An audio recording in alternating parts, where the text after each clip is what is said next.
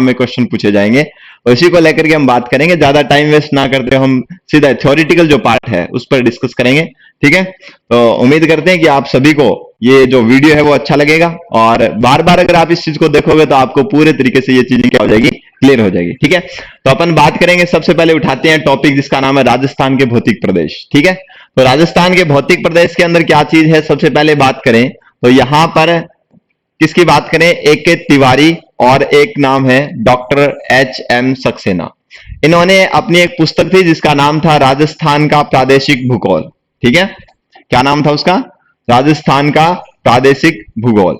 इसके अंदर उन्होंने आधार बनाया किसको, राजस्थान के धरातल को, कि राजस्थान के अंदर कहीं धरातल में क्या है, समतल सतह है, कहीं पर कुछ और है उबड़ खाबड़ सरफेस है, यानी कि धरातल को आधार मान करके, और यहाँ की जो जलवायु है, नदी बेसिन जो है, इनको एक आधार बनाया, और आधार बना करके क्या किया, राजस्थान का जो भौतिक प्रदेश है उसको गौण, तृतीयक, सूक्ष्म प्रदेशों के द्वारा 4 प्रकार के भौतिक प्रदेशों में डिवाइड किया है। तो आपको यहां पर जो याद रखने का जो कंसेप्ट है वो आपको सिर्फ इतना याद रखना है कि जो एक के तिवारी जो थे और डॉक्टर एच.एम. सक्सेना, जिन्होंने अपनी पुस्तक राजस्थान का प्रादेशिक भूगोल, इसमें भौतिक प्रदेशों को कितने आधार पर बांटा है, किसके आधार पर बांटा है, धरातल, जलवायु, नदी बेसिन, इन कंसेप्ट के आधार पर उन्होंने राजस्थान के भौतिक प्रदेशों को कितने भागों में बांट दिया, 4 भागों में। तो आपको यहां पर ये चीजें पता होनी चाहिए कि राजस्थान का जो भौतिक प्रदेश जो 4 भागों में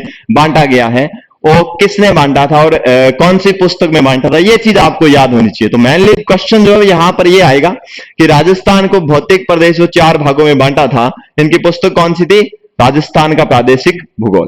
क्लियर है। चलिए बात करते हैं अपन कौन कौन से भौतिक प्रदेश थे। तो संरचनात्मक दृष्टि से राजस्थान का जो भौतिक प्रदेश जो है वो भारत के उत्तरी वृहद मैदान और प्रायद्वीपीय पठार का क्या है, भाग है। यानी कि जो भारत का जो उत्तरी वृहद मैदान है और जो प्रायद्वीपीय पठार जो नीचे का जो पार्ट है उसको क्या है, उसका ही पार्ट है, कौन है, राजस्थान। यानी कि यहां पर कहने का मतलब यह है कि राजस्थान का जो भूगोल है, राजस्थान सॉरी बात करें, राजस्थान जो है वो किसका हिस्सा है, भारत के उत्तरी वृहद मैदान का, और जो नदियों के द्वारा बनाया गया है, और बात करें किसकी, प्रायद्वीपीय पठार की, तो इन दोनों का हिस्सा कौन है, राजस्थान का भौतिक प्रदेश है। ठीक है, तो राजस्थान इन दोनों भौतिक प्रदेशों का क्या है, हिस्सा है। तो ये चीज भी आप याद रखें। यहां क्वेश्चन में क्या पूछेगा, आपको सीधा पूछेगा कि भारत के किस हिस्से का पार्ट है राजस्थान, तो किस हिस्से का पार्ट है, उत्तरी वृहद मैदान और प्रायद्वीपीय पठार। ठीक है, क्लियर है बात सभी को।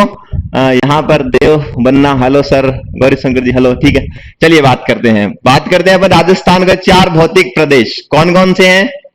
सबसे पहले बात करें यहां पर, जैसे कि आपको मैप दिखाई दे रहा है, मैं बार बार आपको मैप नहीं दिखाऊंगा क्योंकि अपन अपने पास जो टाइम जो है वो बहुत ही वैल्यूएबल है। ठीक है, और उम्मीद करते हैं लगभग आपको बेसिक चीजें तो पता ही होगी। ठीक है, तो यहां पर जो हिस्सा ये आपको दिख रहा है, ये वाला जो हिस्सा दिख रहा है राजस्थान के अंदर, ये वाला हिस्सा कहलाता है पश्चिमी मरुस्थलीय प्रदेश। पश्चिमी मरुस्थलीय प्रदेश, जिसमें 20 से लेकर के 50 सेंटीमीटर वर्षा का जो एरिया है वो इसके अंदर आता है, पश्चिमी और मरुस्थल प्रदेश में। ठीक है, और वही बात करें इसके नीचे जस्ट, तो ये वाला जो हिस्सा है इसको बोलते हैं अरावली पर्वतीय प्रदेश, जहां पर अनेक प्रकार के पर्वत हैं और ऊंची ऊंची चोटियां जो है उनकी भी हम बात करेंगे कि उत्तरी अरावली के अंदर, मध्य अरावली के अंदर ये जो हिस्सा है ये उत्तरी अरावली का है, और ये हिस्सा कौन सा है, मध्य अरावली का, और ये वाला हिस्सा कौन सा है, दक्षिणी अरावली का। तो इसके अंदर कौन कौन से ऊंची चोटियां हैं इनके बारे में हम डिस्कस करेंगे। ठीक है, चलिए इसके नीचे जस्ट जो भौतिक प्रदेश जो बांटा गया है वो है पूर्वी मैदानी प्रदेश, जो नदियों के द्वारा बनाया गया है, ये भी चीज आप याद रखेंगे। और ये नीचे का जो हिस्सा आपको दिखाई दे रहा है ये है दक्षिणी पूर्वी पठारी प्रदेश, जिसके अंदर कोटा, बूंदी, झालावाड़ वाला जो एरिया आता है नीचे वाला वो आएगा इसके अंदर। ठीक है, तो कितने भौतिक प्रदेश हो गए, 4। पश्चिमी मरुस्थलीय प्रदेश, इसके जस्ट नीचे कौन सा, अरावली पर्वतीय प्रदेश, और इसके जस्ट नीचे कौन सा, पूर्वी मैदान, और सबसे नीचे वाली इधर वाली दक्षिण पश्चिमी साइड में दक्षिणी पूर्वी मैदानी प्रदेश। ये चीज आपको याद रखनी है। तो कितने भौतिक प्रदेश हो गए, 4 भौतिक प्रदेश। चलो बढ़ते हैं आगे की तरफ। अब एक एक चीज को आप ध्यान में रखोगे तो पूरा का पूरा कंसेप्ट यहां पर आपका क्लियर हो जाना है। पहली बात यहां पर कि पहला जो भौतिक प्रदेश है जो आप देख चुके हो मैप के अंदर अच्छे तरीके से, उसका क्या नाम है? उत्तरी पश्चिमी मरुस्थलीय प्रदेश। कौन सा है? उत्तरी पश्चिमी मरुस्थलीय प्रदेश। दूसरी बात करें कौन सा है? मध्य अरावली प्रदेश, पूर्वी मैदानी प्रदेश और दक्षिणी पूर्वी पठारी प्रदेश। तो ये 3-4 प्रकार के क्या है भौतिक प्रदेशों में बांटा गया है। चलिए बात करते हैं सबसे पहले उत्तरी पश्चिमी मरुस्थलीय प्रदेश की। तो यहां पर देखो बात ये रहती है कि जो उत्तरी पश्चिमी जो मरुस्थलीय प्रदेश है, इसके अंदर इसको भी हम आगे डिवाइड करेंगे, अर्ध शुष्क और शुष्क के अंदर बात करेंगे, ठीक है ना। तो यहां पर उत्तर पश्चिमी जो मरुस्थलीय प्रदेश है वो लगभग कितना परसेंट हिस्सा बनाता है? 61.11% हिस्सा बनाता है। तो याद रखेंगे कि उत्तर पश्चिमी मरुस्थलीय प्रदेश, ये क्वेश्चन भी पूछा गया है, बहुत सारे कंपटीशन एग्जाम में भी पूछा गया है कि राजस्थान का जो उत्तर पश्चिमी हिस्सा जो है वो उस उत्तर पश्चिमी क्षेत्र जो है या प्रदेश जो है वो कितना परसेंट हिस्सा बनाता है। तो यहां पर क्या आंसर होना चाहिए? 61.11% हिस्सा बनाता है उत्तर पश्चिमी मरुस्थलीय प्रदेश। ठीक है, बात क्लियर हो गई। चलिए दूसरी बात करते हैं। ठीक है भाई, बढ़िया बात की आपने कि 61.11% हिस्सा बनाता है पूरे राजस्थान के भौतिक प्रदेश का। 61.11% हिस्सा उत्तर पश्चिमी मरुस्थलीय प्रदेश बना रहा है, अच्छी बात है। तो इसके अंदर क्या होगा? अगर बना रहा है तो निश्चित तौर पर यहां पर क्या होगी? जनसंख्या भी होगी। क्या होगी? जनसंख्या भी होगी। तो कितने परसेंट जनसंख्या पाई जाएगी ये भी आपको पता ही है। कितने परसेंट होगी? 40% जनसंख्या। कितने परसेंट होगी? 40% जो जनसंख्या है वो इस प्रदेश में क्या करती है? निवास करती है। कितने एरिया में? 61.11% हिस्से में लगभग 40% जो जनसंख्या वो यहां पर क्या करती है? निवास करती है। ठीक है, चलिए पहले राजस्थान में उत्तर पश्चिमी मरुस्थलीय प्रदेश था, कितना परसेंट हिस्सा बना रहा था? 58% बना रहा था। और प्रेजेंट वर्तमान की बात करें तो कितना बना रहा है? 61.11%। बात यह रहती है यहां पर कि फिर 58% बना रहा था तो अब क्या हो गया?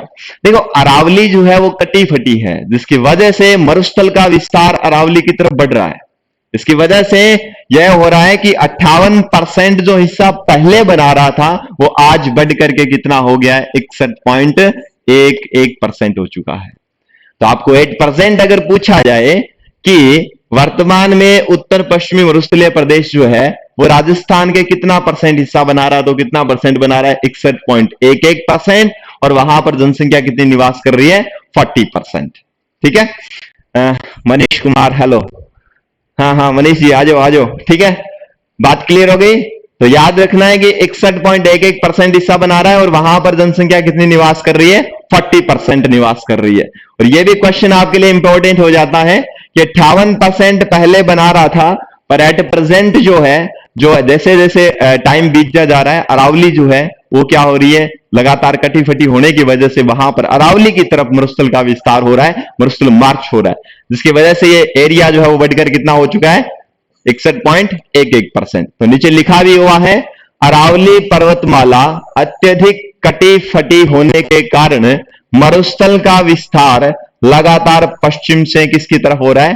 पूर्व की तरफ, मतलब अरावली की तरफ बढ़ता जा रहा है। ठीक है, और इसी वजह से नमस्कार, मरुस्थल बढ़ रहा है। सही बताया मनीष ने, मरुस्थल बढ़ रहा है। ठीक है, और कितना हो चुका है? 61.11%। और 61.11% में जनसंख्या कितनी निवास कर रही है? 40%। तो ये चीज आप क्या रखेंगे? याद रखेंगे। चलिए बढ़ते हैं नेक्स्ट। अब बात करें कि भाई 61% हिस्सा तो बनाया, अब इसके अंदर कौन कौन से जिले शामिल है? तो याद रखना इधर वाले जो साइड वाले जिले जो हैं, इधर की साइड है, वो सारे के सारे आएंगे। कौन कौन से? देखिए ध्यान से, श्री गंगानगर, जिसे राजस्थान का कमाऊ पूत कहा जाता है। याद रखना इस चीज को, क्या बोलते हैं इसको? राजस्थान का कमाऊ पूत कहते हैं। जैसे घर में एक होता है ना इकलौता, है ना, कमाने वाला, वही राजस्थान का है। राजस्थान का कमाऊ पूत किसे कहते हैं? श्री गंगानगर को कहते हैं। और वही बात करें, इसे राजस्थान का अन्न का कटोरा भी कहते हैं। राजस्थान का अन्न का कटोरा, अन्न का कटोरा। तो याद रखेंगे ये चीजें कि राजस्थान के अंदर जो उत्तर पश्चिमी मरुस्थलीय प्रदेश जो उसके अंदर कौन सा जिला है? श्री गंगानगर। ठीक है, श्री गंगानगर के बाद में नाम आता है जोधपुर का, जिसको आप सूर्य नगरी बोलते हो। उसके बाद में बात करें बीकानेर, नागौर, जैसलमेर, सीकर, बाड़मेर, झुंझुनू, जालौर, चूरू, पाली और हनुमानगढ़ जिले शामिल है। तो याद रखना इसके अंदर कौन कौन से जिले शामिल होंगे?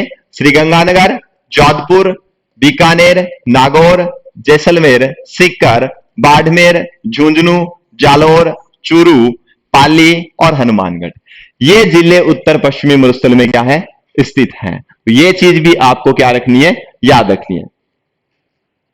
ठीक है, चलिए बात करते हैं नेक्स्ट कि इस मरुस्थलीय प्रदेश में राजस्थान के टोटल संभाग अगर बात करें तो 7 संभाग है, और उत्तर पश्चिमी मरुस्थलीय प्रदेश जो है उसके अंदर 4 संभाग शामिल है। यानी कि 4 संभाग में यह क्षेत्र क्या हुआ है? फैला हुआ है। कौन कौन से में है? बीकानेर, जयपुर, अजमेर और जोधपुर। ये 4 संभाग हैं जिनमें उत्तर पश्चिमी मरुस्थलीय प्रदेश क्या है? फैला हुआ है। तो याद रखना है बीकानेर, जयपुर, अजमेर और जोधपुर। चलिए बढ़ते हैं। उसके बाद में जलवायु की यहां पर बात की जाए तो इस प्रदेश की जलवायु कैसी है? शुष्क जलवायु है। कैसी जलवायु है? शुष्क जलवायु है और अत्यधिक विषम है। ठीक है ना, वर्षा जो है वो बहुत ही क्या होती है? कम होती है। तो याद रखेंगे शुष्क और अत्यधिक विषम प्रकार की यहां पर क्या है? जलवायु है। चलिए अब वर्षा की बात करें तो जो वर्षा जो है वो लगभग 20 से 50 सेंटीमीटर तक यहां पर क्या होती है? बारिश होती है। और तापमान जो है गर्मियों में तापमान बढ़ करके लगभग 49% तक, और न्यूनतम तापमान चला जाता है -3 डिग्री सेंटीग्रेड तक। कितना चला जाता है? -3 डिग्री सेंटीग्रेड तक। तो ये भी चीज आपको क्या रखना है? याद रखना है। उच्चतम तापमान कितना जा रहा है? 49% से, और सर्दियों में निम्नतम तापमान जो है वो कितना जाएगा? -3 डिग्री सेंटीग्रेड तक यहां पर क्या हो जाता है? चला जाता है। ठीक है, तो ये चीज भी आपको क्या रखनी है? याद रखनी है। ठीक है, क्योंकि यहां पर गर्मी ज्यादा पड़ती है, इसके बाद वजह से टेम्परेचर यहां पर हाई रहता है, 49 के आसपास रहता है, और सर्दियों के अंदर टेम्परेचर क्या हो जाता है? -3 के आसपास आ जाता है। चलिए अब बात करें यहां पर मिट्टी किस प्रकार की होगी। तो मिट्टी के अंदर यहां पर क्या होगा? दोहरा ही दोहरा है। ठीक है ना, बढ़िया वाले दोहरे हैं यहां पर। तो दोहरे हैं तो यहां पर जो मिट्टी जो है वो कैसी मिट्टी है? रेतीली बलुई मिट्टी है। कौन सी मिट्टी है?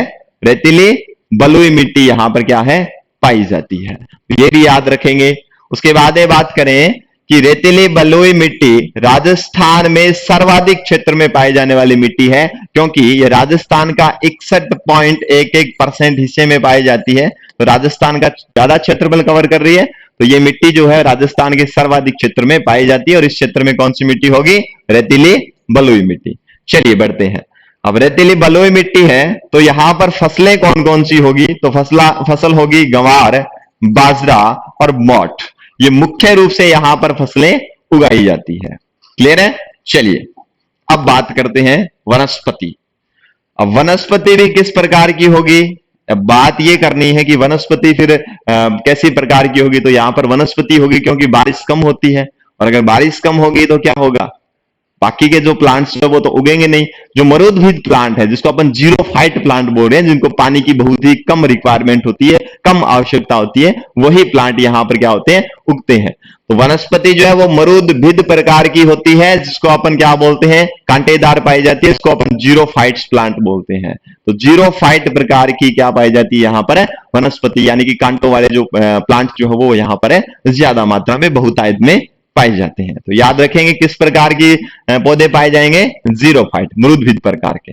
वही बात करें इस प्रदेश के अंदर राजस्थान का सबसे बड़ा अभ्यारण्य है क्षेत्रफल की दृष्टि से, जिसका 3162 किलोमीटर क्षेत्र में यह फैला हुआ है, वर्ग किलोमीटर क्षेत्र में। उसका नाम है मरु उद्यान। राष्ट्रीय जो राज्य अपना जो मरु उद्यान जो है वो इसके अंदर फैला हुआ है। राजस्थान का क्षेत्रफल में सबसे बड़ा अभ्यारण्य जो है ये याद रखेंगे। और इसका एरिया कितना है? 3162 वर्ग किलोमीटर। कितना है? 3162 वर्ग किलोमीटर। आपको देखा था, आपने देखा था कि जैसलमेर भी इसी के अंदर आता है। ठीक है, तो मरु उद्यान जो है वो इसी के अंदर है, जो राजस्थान का सबसे बड़ा क्या है? अभ्यारण्य है, किसके अंदर आएगा? उत्तर पश्चिमी मरुस्थलीय प्रदेश में आएगा। क्लियर है?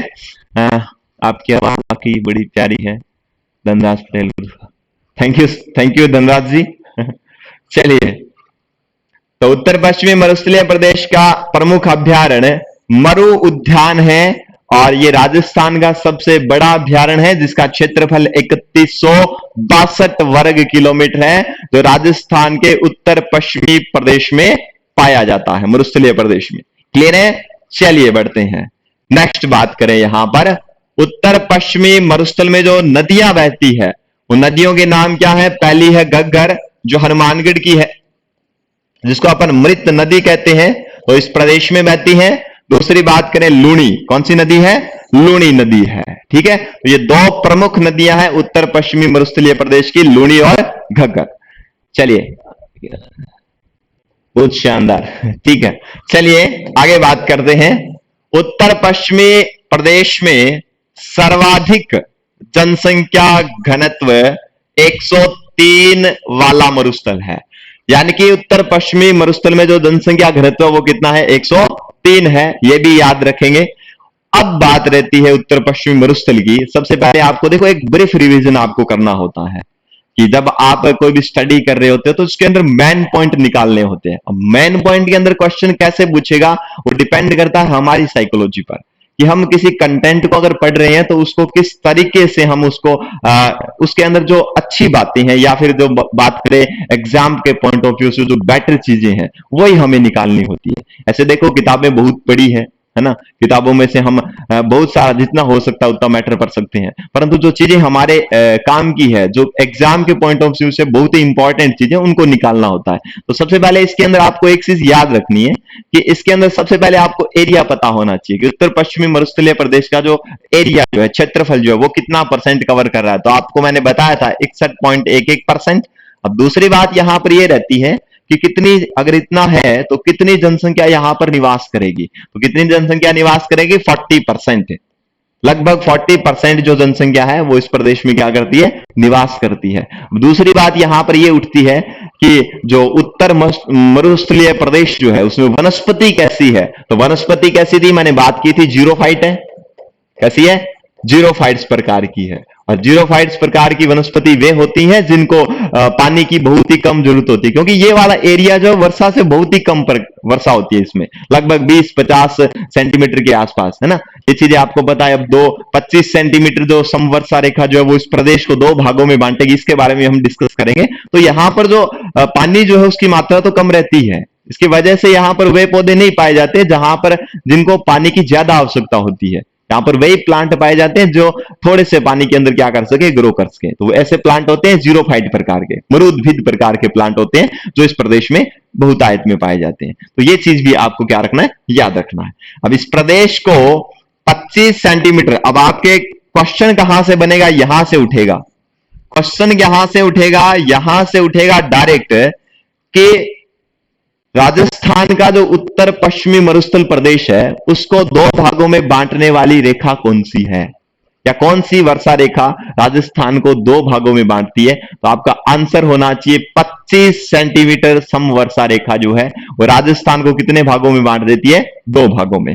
कौन कौन सा भाग है? यहां से देखिए, पहला है पश्चिमी विशाल मरुस्थल, जिसे अपन क्या बोलते हैं?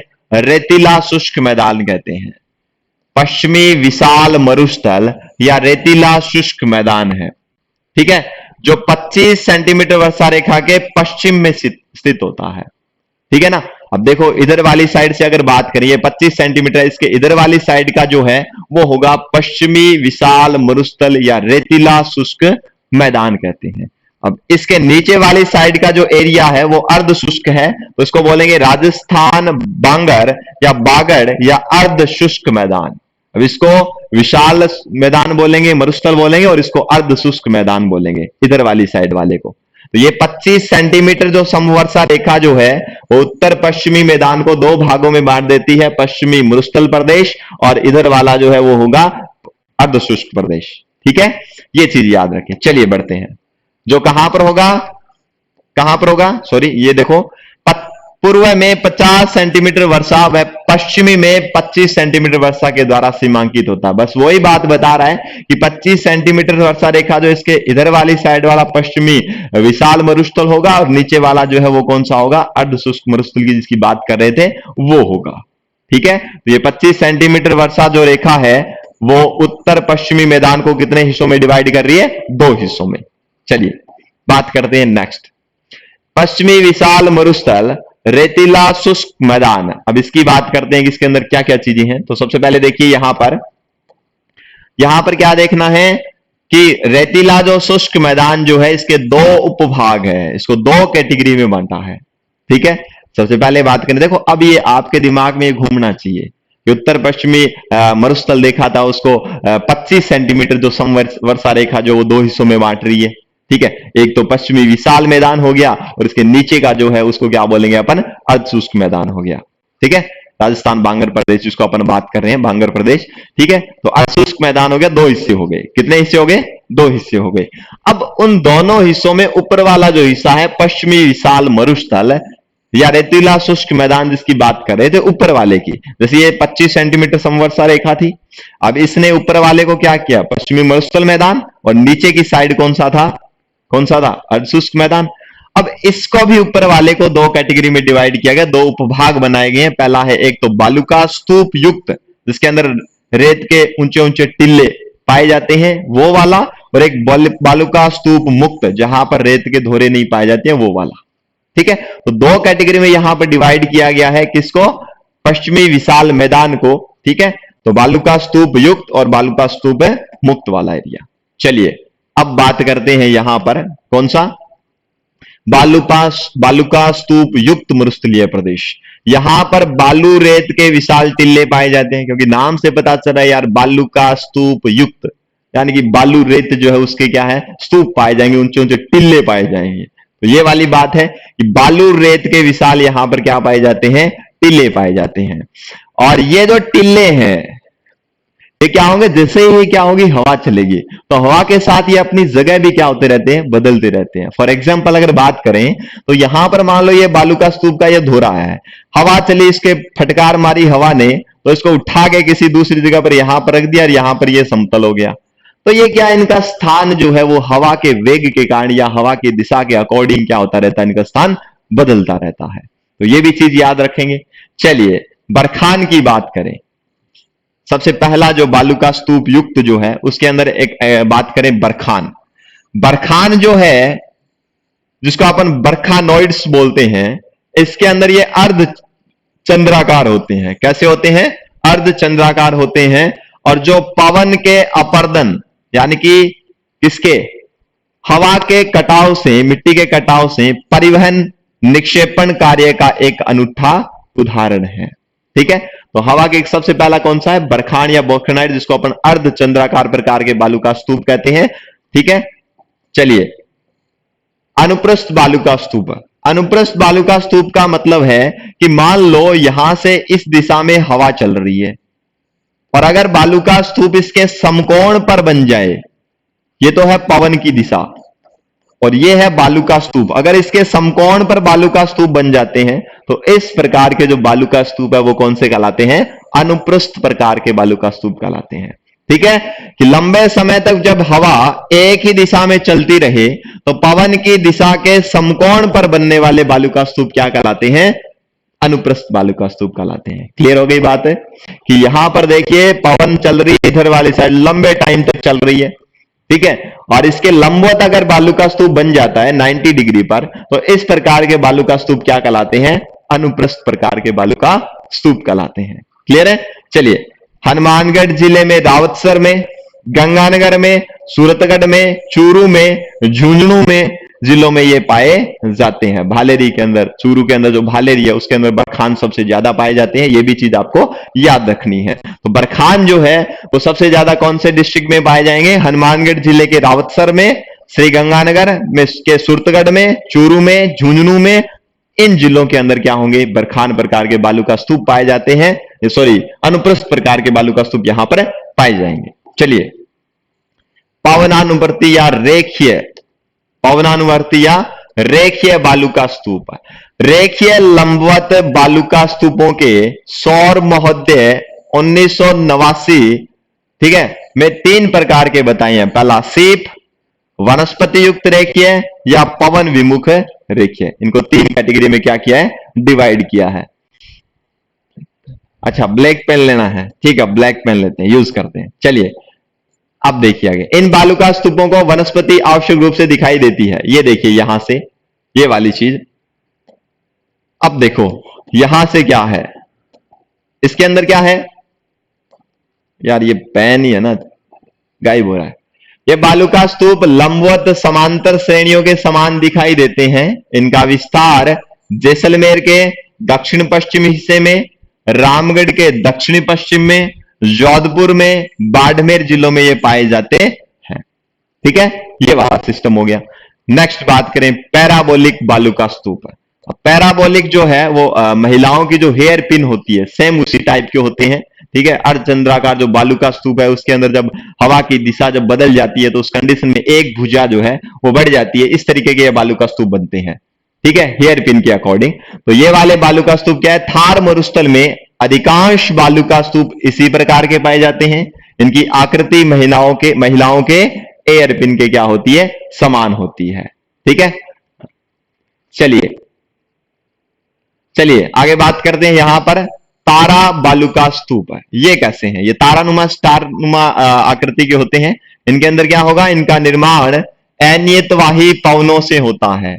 ठीक है, जो रेगुलर अगर हवा एक ही डायरेक्शन में अगर नहीं बहे तो नियमित हवाएं नहीं होती है, अनियमित हवाएं जो जब बहती है तो किस प्रकार के बालुका स्तूप बनेंगे, तारानुमा बालुका स्तूप बनेंगे। ठीक है, अब बात करें लंकास्टर और फाइबरजर ने इसका निर्माण प्रमुखतः मोहनगढ़ क्षेत्र के जैसलमेर पोखरण हिस्से में और सूरतगढ़ क्षेत्र में मरुस्थल के उत्तरी पार्श्व पर पाया जाता है। यह चीज आपको याद रखनी कि मोहनगढ़ क्षेत्र जैसलमेर में और सूरतगढ़ के अंदर इस प्रकार के बालुका स्तूप है, तारानुमा जो बालुका स्तूप है वो क्या होते हैं, पाए जाते हैं।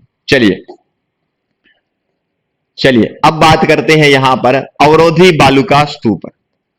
अब ये कैसे बालुका स्तूप है ये भी आप देख लें। किसी भी अवरोध के कारण बालू के जमाव से बने बालुका स्तूप क्या कहलाते हैं, अवरोधी। देखो अवरोध का मतलब क्या होता है, रुकावट। मान लो हवा चल रही है और उसके बीच में कोई क्या आ गया, कोई अवरोध आ गया, जैसे कोई झाड़ी आ गई, कुछ भी आ गया, ठीक है ना। तो इस प्रकार से क्या होती है, हवा के वेग से जो भी रेत वगैरह उड़ के आई है वो वहां पर क्या हो जाती है, इकट्ठी हो जाती है। तो इस प्रकार के बालुका स्तूप क्या कहलाते हैं, अवरोधी बालुका स्तूप कहलाते हैं। जब हवा के वेग के सामने अगर कोई अवरोध क्रिएट हो जाता है तो इस प्रकार के बालुका स्तूप निर्मित होते हैं। वैसे कौन कौन से अवरोध हो सकते हैं, छोटी झाड़ी आ जाए, मृत पशु का कंकाल आ जाए, कोई पेड़ आ जाए, कोई भवन आ जाए, कोई आवास आ जाए, कोई अधिवास आ जाए। अगर इस प्रकार का होता है तो उसके पास जैसे ही हवा बहती है तो उन अवरोधों से क्या होगी, टकराएगी। और टकराने के बाद में क्या होगा, जो रेत जो है वो उन अवरोधों के पास धीरे धीरे क्या होना शुरू हो जाती है, जमा होना शुरू हो जाती है। तो इस प्रकार के बालुका स्तूप कौन से कहलाते हैं, अवरोधी प्रकार के बालुका स्तूप कहलाते हैं।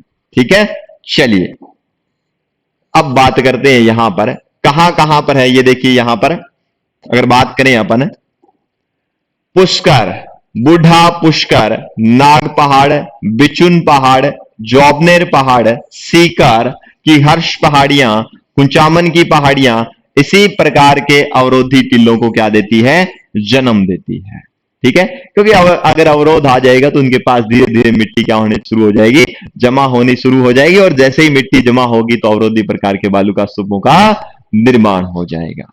क्लियर है। चलिए कहां पर वो आप देख लेना, कुचामन की पहाड़ियां हैं, बिचुन पहाड़ी है, नाग पहाड़ है, बूढ़ा पुष्कर, ठीक है, जोबनेर पहाड़, सीकर की हर्ष पहाड़ियां, यहां पर क्या होता है, अवरोधी प्रकार के बालुका स्तूपों का क्या होता है, निर्माण होता है। चलिए इन्हें अवशिष्ट अवरोधी क्या कहते हैं, इन्हें अवशिष्ट अवरोधी जीवावशेष युक्त बालुका स्तूप भी कहा जाता है। अब अवरोधी बालुका स्तूप को ये नाम क्यों बोलते हैं, इसके पीछे रीजन क्या है, देखिए ध्यान से। जीवावशेष यानी कि जीवों के अवशेष, जो मैंने बात की थी पहले कि कोई भी जीव अगर मर जाता है तो उसका जो कंकाल होता है, ठीक है। कंकाल होता है, वो कंकाल क्या होता है, जैसे हवा चलती है तो उस कंकाल के सहारे धीरे धीरे उसके पास धीरे धीरे मिट्टी क्या होनी शुरू हो जाती है, जमा होनी शुरू हो जाती है, और अवरोधी प्रकार के बालू का स्तूपों का वहां पर क्या हो जाता है, निर्माण हो जाता है। ठीक है। तो अवरोधी प्रकार के बालू का स्तूपों का दूसरा नाम है जीवावशेष। अब जीवावशेष का मतलब ये नहीं है कि आप ये मान लो कि यार कोई गाय, कोई मतलब कोई पशु ही मतलब क्या करेगा, वहां पर आएगा, बीच में रुकावट पैदा करेगा और उसके पास में बालू का स्तूप बन गए, ऐसा कुछ नहीं है। कोई भी अवशेष हो सकते हैं, पेड़ पौधों के अवशेष हो सकते हैं, ठीक है, कोई चट्टान वगैरह है, कोई पहाड़ है, उनके भी अवशेष हो सकते हैं। तो किसी भी प्रकार का अवशेष, कोई भी अवरोध अगर उसके सामने आ जाता है तो अवरोध के सहारे मिट्टी जमा हो जाती है और अवरोधी प्रकार के बालू का स्तूपों का क्या हो जाता है, निर्माण हो जाता है। तो आपको ये चीज याद रखनी है, इसलिए इसे जीवावशेष यानी कि जीवों के अवशेष, चाहे वो सजीव वाले हो चाहे वो निर्जीव वाले, क्योंकि निर्जीव भी होंगे एटलीस्ट देखें तो, सजीव तो इधर उधर चले जाएंगे, तो निर्जीव ही एक स्थान पर पड़े रह सकते हैं, वहां पर मिट्टी जमा होने से अवरोधी प्रकार के बालू का स्तूपों का निर्माण हो जाएगा। चलिए, स्कर्ब किसे कहते हैं, स्कर्ब कापीस बालू का स्तूप, वेरी इंपॉर्टेंट ये है। स्कर्ब कापीस का मतलब है कि छोटी छोटी जो भी झाड़ियां होती है, ठीक है ना, छोटी छोटी जो झाड़ियां होती है उनके अंदर देखना कि छोटी छोटी झाड़ियों, घास के झुंड आदि के आसपास वायु के पवनानुवर्ती होने पर, पवन विमुखी ढालों पर बालू का जमने पर एवं उन्हें दबा लेने पर जो इधर उधर अनियमित बालू का स्तूप बनते हैं, उन्हें स्कर्ब कापीस बालू का स्तूप कहते हैं। मतलब सीधा सा कंसेप्ट आपने देखा होगा कि छोटी छोटी झाड़ियां या घास के जो झुंड होते हैं उसके आसपास क्या है, या तो पवन उनकी दिशा में इधर पवन अनुवर्ती यानी कि पवन की दिशा में चले, तो उस कंडीशन में क्या होता है कि वो क्या होते हैं, इधर उधर यानी कि उनके आसपास छोटी छोटी झाड़ियां या घास के झुंड के आसपास क्या है, अनियमित आकार के बालू का स्तूप बन जाते हैं, उन्हें हम क्या बोलेंगे, स्कर्ब कापीस बोलेंगे। यानी कि इनके अंदर छोटी छोटी झाड़ियां वगैरह जो है, घास के झुंड जो है उनके द्वारा बनते हैं। हवा जैसे ही चलती है तो उनके फटकार से, किसी अवरोध के कारण की वजह से इस प्रकार के बालू का स्तूपों का क्या हो जाता है, निर्माण हो जाता है। ठीक है। चलिए अब बात करें, यहां पर बात समझ में आ गई क्या, स्कर्ब कापीस क्लियर हो गई क्या? देखिए यहां पर एक नाम आप ध्यान रख लेंगे तो आपको पता चल जाएगा, उन्हें दबा लेने से, उन्हें दबा लेने से। जैसे मान लो मैं आपको एग्जांपल बताता हूं, यहां पर एक बेस्ट एग्जांपल बताता हूं। जैसे मान लो ये घास है, ठीक है, समझ में आ गई, ये घास है। अब इसके ऊपर क्या हुआ, हवा चली, यहां पर बालू का स्तूप, ये जो घास जो है इसको अगर इसके ऊपर से कवर कर लेता है बालू का स्तूप, इसके हिस्से जो है वो दबा लेता है, तो इनके दबाने से जो बालू का स्तूप बनते हैं वो क्या बनते हैं, स्कर्ब कापीस से बालू का स्तूप बनते हैं। तो मेरे कहने का मतलब ये था यहां पर, क्लियर है? चलिए बात करें यहां पर, चलिए पश्चिमी मरुस्थलीय प्रदेश में इस प्रकार के बालू का स्तूप सभी स्थानों पर पाए जाते हैं। कि स्कर्ब कापीस वाले देखें तो सारे के अंदर इस प्रकार के बालू का स्तूप आपको देखने को मिलेंगे। दूसरा है नेटवर्क बालू का स्तूप। नेटवर्क बालू का स्तूप कौन सी है, देखिए ये उत्तर पश्चिमी मरुस्थलीय भाग, जिसको अपन हनुमानगढ़ बात करें, हिसार, भिवानी, हरियाणा तक मिलते हैं। लिटिल रन कच्छ की खाड़ी के क्षेत्र का मैदान इसी प्रकार के बालू का स्तूप का उदाहरण है। लघु मरुस्थल की बात करें तो थार का पूर्वी भाग जो कच्छ से बीकानेर तक विस्तृत है, ठीक है ना, कच्छ से गुजरात जो है उससे लेकर के बीकानेर तक जो विस्तृत मरुस्थल जो उसको अपन क्या बोलते हैं, लघु मरुस्थल बोलते हैं। वेरी वेरी इंपॉर्टेंट क्वेश्चन यहां पर हो जाता है कि लघु मरुस्थल कहां कहां पर है, तो कच्छ जो है, ठीक है ना, ठीक है, ठीक है, जो कच्छ जो है गुजरात के अंदर, वहां से बीकानेर तक जो फैला हुआ जो मरुस्थल है वो क्या कहलाता है, लघु मरुस्थल कहलाता है। ये चीज आपको क्या रखनी है, याद रखनी है। कच्छ से लेकर के बीकानेर तक फैला हुआ जो मरुस्थल है वो क्या कहलाता है, लघु मरुस्थल कहलाता है। वेरी वेरी इंपॉर्टेंट क्वेश्चन है, ध्यान में रख लें। सीधा क्वेश्चन पूछेगा कि लघु मरुस्थल कहां तक विस्तृत है, तो कच्छ से लेकर के बीकानेर तक फैला हुआ है। चलिए यहां की औसत वर्षा अगर बात करें तो कितनी है, लघु मरुस्थल की 25 सेंटीमीटर। महान मरुस्थल कौन सा है, याद रखें, गंगानगर से बाड़मेर तक सीमा रेखा से लगा हुआ जो है। अब दो क्वेश्चन यहां पर बन रही है, लघु मरुस्थल कौन सा है, लघु मरुस्थल तो है कि गुजरात का जो कच्छ वाला क्षेत्र जो है और बीकानेर का जो क्षेत्र है, कौन सा क्षेत्र, बीकानेर, तो इसके बीच का जो मरुस्थल है वो तो कहलाता है लघु मरुस्थल। कौन सा मरुस्थल कहलाता है? लघु मरुस्थल कहलाता है। और वही बात करें महान मरुस्थल की, तो ये आता है गंगानगर और बाड़मेर के बीच का। ठीक है, गंगानगर से बाड़मेर तक सीमा रेखा से लगा हुआ जो हिस्सा है वो क्या कहलाता है? महान मरुस्थल कहलाता है। कौन सा कहलाता है? ये चीजें दोनों आपको याद रखनी है। लघु मरुस्थल कौन सा है? भी कच्छ से लेकर के कौन सा है? बीकानेर तक का जो हिस्सा है वो लघु मरुस्थल में आता है, और गंगानगर से बाड़मेर की सीमा के सहारे लगा हुआ मरुस्थल कौन सा कहलाता है? महान मरुस्थल कहलाता है। क्लियर है? बढ़े आगे, चलिए बढ़ते हैं आगे। रेगिस्तान मार्च। अब रेगिस्तान मार्च का मतलब क्या है? मार्च का मतलब होता है आगे बढ़ना। ठीक है, तो रेगिस्तान का आगे बढ़ना। रेगिस्तान आगे कैसे बढ़ता है? इसके पैर थोड़ी लगे हुए हैं, हाथ पैर लगे हुए हैं क्या? या गोडालिया जाता है? आम भाषा में अपन बोलते हैं गोडालिया चलता है या पैर पैर लगे हुए हैं, है ना? ऐसा कुछ नहीं लगा हुआ। मरुस्थल मार्च या रेगिस्तान मार्च का मतलब यहां पर यह है कि धीरे धीरे मरुस्थल जो है वो आगे की तरफ क्या कर रहा है? प्रोसीड किया जा रहा है, बढ़ता जा रहा है, इसलिए इसे बोलते हैं रेगिस्तान मार्च।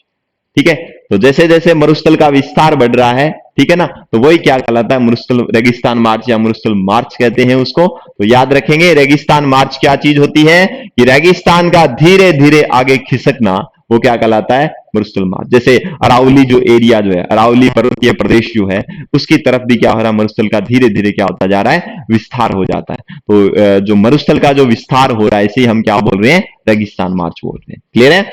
चलिए, रेगिस्तान मार्च के लिए सबसे ज्यादा जैसलमेर का नाचना गांव प्रसिद्ध है। ठीक है, याद रखना, नाचना गांव जो उसके अंदर एक ऊंट की प्रजाति पाई जाती है, नाचना ऊंट, जो नाचने के लिए, ठीक है, नाचना गांव में पाया जाता है। याद रखना ये वाला रेगिस्तान का।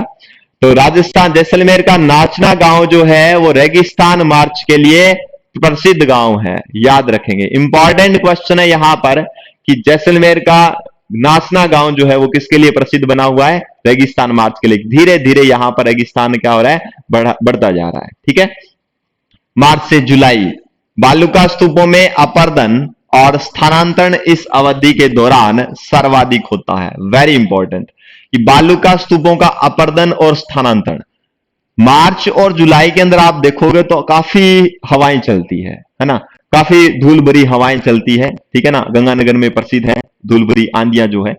तो इस टाइम के अंदर मार्च और जुलाई के टाइम अगर आप देखेंगे तो यहां पर क्या होता है? इस टाइम हवा जो है, पवन के दौरान जो भी बालुका स्तूप बने हैं वो धीरे धीरे क्या हो जाते हैं? कट जाते हैं, अपर्दन हो जाता है, मिट्टी का कटाव हो जाता है। और वहां से मिट्टी का कटाव होने से आगे जाकर के वो मिट्टी आगे जाकर के क्या कर लेती है? बालुका स्तूप का क्या करती है? निर्माण करती है। तो मार्च और जुलाई जो है वो रेगिस्तान मार्च के लिए एक अच्छा अवधि है, अच्छा समय है रेगिस्तान मार्च के लिए, क्योंकि धीरे धीरे क्या है? इसके अंदर बालुका स्तूप करते जाएंगे, अपर्दन होता जाएगा और आगे की तरफ क्या हो जाएंगे? वो स्थानांतरित हो जाएंगे। तो मार्च और जुलाई जो अवधि है, जोधपुर, यहां सभी प्रकार के बालुका स्तूप पाए जाते हैं, चाहे किसी भी प्रकार का बालुका स्तूप हो। जितने भी हमने अवरोधी प्रकार के बालुका स्तूप या जितने भी बालुका स्तूप के बारे में हमने डिस्कस किया था, वो सारे प्रकार के बालुका स्तूप जोधपुर के अंदर मिलेंगे आपको। ठीक है, तो जोधपुर में सभी प्रकार के बालुका स्तूप पाए जाएंगे। क्लियर है? चलिए, आगोर प्राचीन काल में मरुस्थलीय के देखो यहां पर क्या दिया हुआ है इसने? प्राचीन काल में मरुस्थलीय प्रदेश के घरों में उपयोग लेने हेतु जल के टांके बनाए जाते थे, जिन्हें स्थानीय भाषा में क्या कहते हैं? आगोर कहते हैं। कि घरों में उपयोग में लेने के लिए जल के जो छोटे टांके बनाए जाते थे पानी को इकट्ठा करने के लिए, उन्हें प्राचीन काल में क्या कहते थे? आगोर कहते थे। क्या कहते थे? आगोर कहते थे। बात क्लियर हो गई? ठीक है, अब बात करें, ये शब्दावली है, आगोर क्या कहलाती है? याद रखेंगे कि पानी जो है, ठीक है, कि मरुस्थलीय प्रदेश जो है उनमें घरों में पानी को इकट्ठा करने के लिए जो बनाया जाता था वो क्या कहलाता था? आगोर कहलाता था। ठीक है, पानी को इकट्ठा करने के लिए जो मरुस्थलीय प्रदेश, क्योंकि पानी की तो कमी समस्या वहां पर रहती है, तो पानी को इकट्ठा करने के लिए जो बनाया जाता था वो क्या कहलाता था? आगोर कहलाता था। चलिए, टांका बनाया जाता उसको। बजादा मरुस्थल में स्थित पर्वतीय क्षेत्र के नीचे जो निम्न भूमि वाले क्षेत्र था, जहां पर्वतीय जल आकर क्या हो जाता था? समाप्त हो जाता था, उसे हम क्या बोलते थे? बजादा बोलते थे। मतलब सीधी सी कंसेप्ट है कि पर्वतीय क्षेत्र जहां पर पर्वत है, ठीक है, उनके नीचे की जो निम्न भूमि है, नीचे के जो सरफेस है, ठीक है ना, यानी कि नीचे का ऐसे मान सकते हैं, वहां पर क्या मान सकते, जैसे मान लो ये वाला है, मैं बताता हूं, ये पर्वत है मान लो, इसके नीचे का जो एरिया है, नीचे की जो भूमि है, निम्न भूमि जो है, इधर की बात करें तो यहां पर निम्न भूमि के अंदर क्या है, पानी इकट्ठा हो जाता था, ठीक है, और वही क्या कहलाता, क्षेत्र बजादा कहलाता था। तो मरुस्थल में स्थित पर्वतीय क्षेत्र के नीचे निम्न भूमि वाले क्षेत्र को, जहां पर्वतीय जल, ठीक है, पर्वतों का जल आकर क्या हो जाता था, समाप्त हो जाता था, उसे हम क्या बोलते थे, बजादा बोलते थे। क्या बोलते थे, बजादा। आगे देखो, इंसेनबर्ग रेगिस्तान, यहां पर देखिए आप, इंसेनबर्ग क्या चीज है, इंसेनबर्ग रेगिस्तान क्षेत्र में ढालनुमा पाई जाने वाली खड़ी सीधी चट्टानों की आकृति को हम जर्मन भाषा में क्या बोलते थे, इंसेलबर्ग कहते थे। कोई दिक्कत नहीं है, कोई समस्या नहीं है कि ढालनुमा पाई जाने वाली जो खड़ी या सीधी चट्टानों की आकृति को हम क्या बोलते थे, इंसेनबर्ग कहते हैं। जिनकी ढाल होया करती थी या सीधी जो चट्टानें थी उनको हम क्या बोलते थे, तो रेगिस्तान क्षेत्र में पाई जाती थी।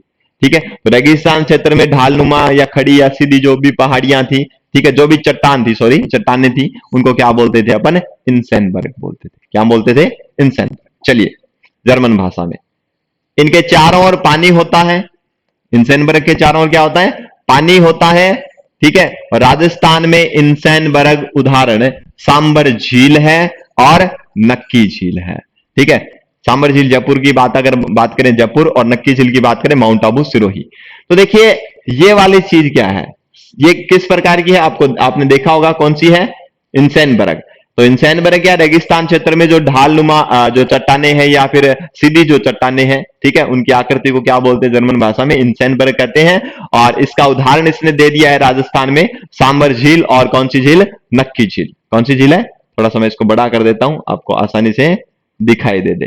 तो सांबर झील और कौन सी झील है, नक्की झील है, ये इसके उदाहरण है। तो सांबर झील और कौन सी झील, नक्की झील। यह संपूर्ण प्रदेश अरावली से दक्षिणी पश्चिम की तरफ ढाल वाला प्रदेश है, जिसमें कहीं कहीं प्राचीन चट्टानों की पहाड़ियां दिखाई देती है। यह आपके लिए इतना इंपॉर्टेंट नहीं है, आगे चलिए। अधिकांश पहाड़ियां बॉर्नहोट या इंसेनबर्ग के रूप में देखी जाती है, यह आपको बता दिया है। नेक्स्ट देखिए, बालुका स्तूपों का स्थानांतरण कैसे होता है। स्थानांतरण का मतलब जब बालुका स्तूप एक स्थान को छोड़ करके दूसरे स्थान पर बन जाते हैं तो वो कैसे होता है, इसके बाद में इसके अंदर देखते हैं।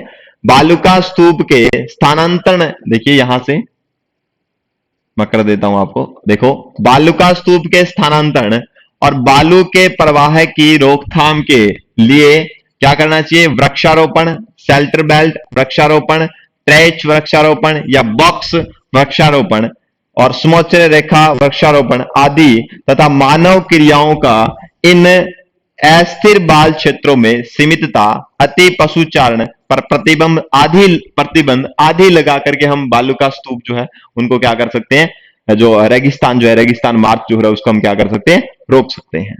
ठीक है, ये तो नॉर्मल सी बात थी। अब देखिए यहां पर गिरिपद या पेडिमेंट क्या चीज है। देखिए, रेगिस्तानी प्रदेश में पाए जाने वाले पर्वत के नीचे वाला स्थान जहां मरुस्थल की रेत आकर इकट्ठी हो जाती है उसे गिरिपद या पेडिमेंट कहते हैं।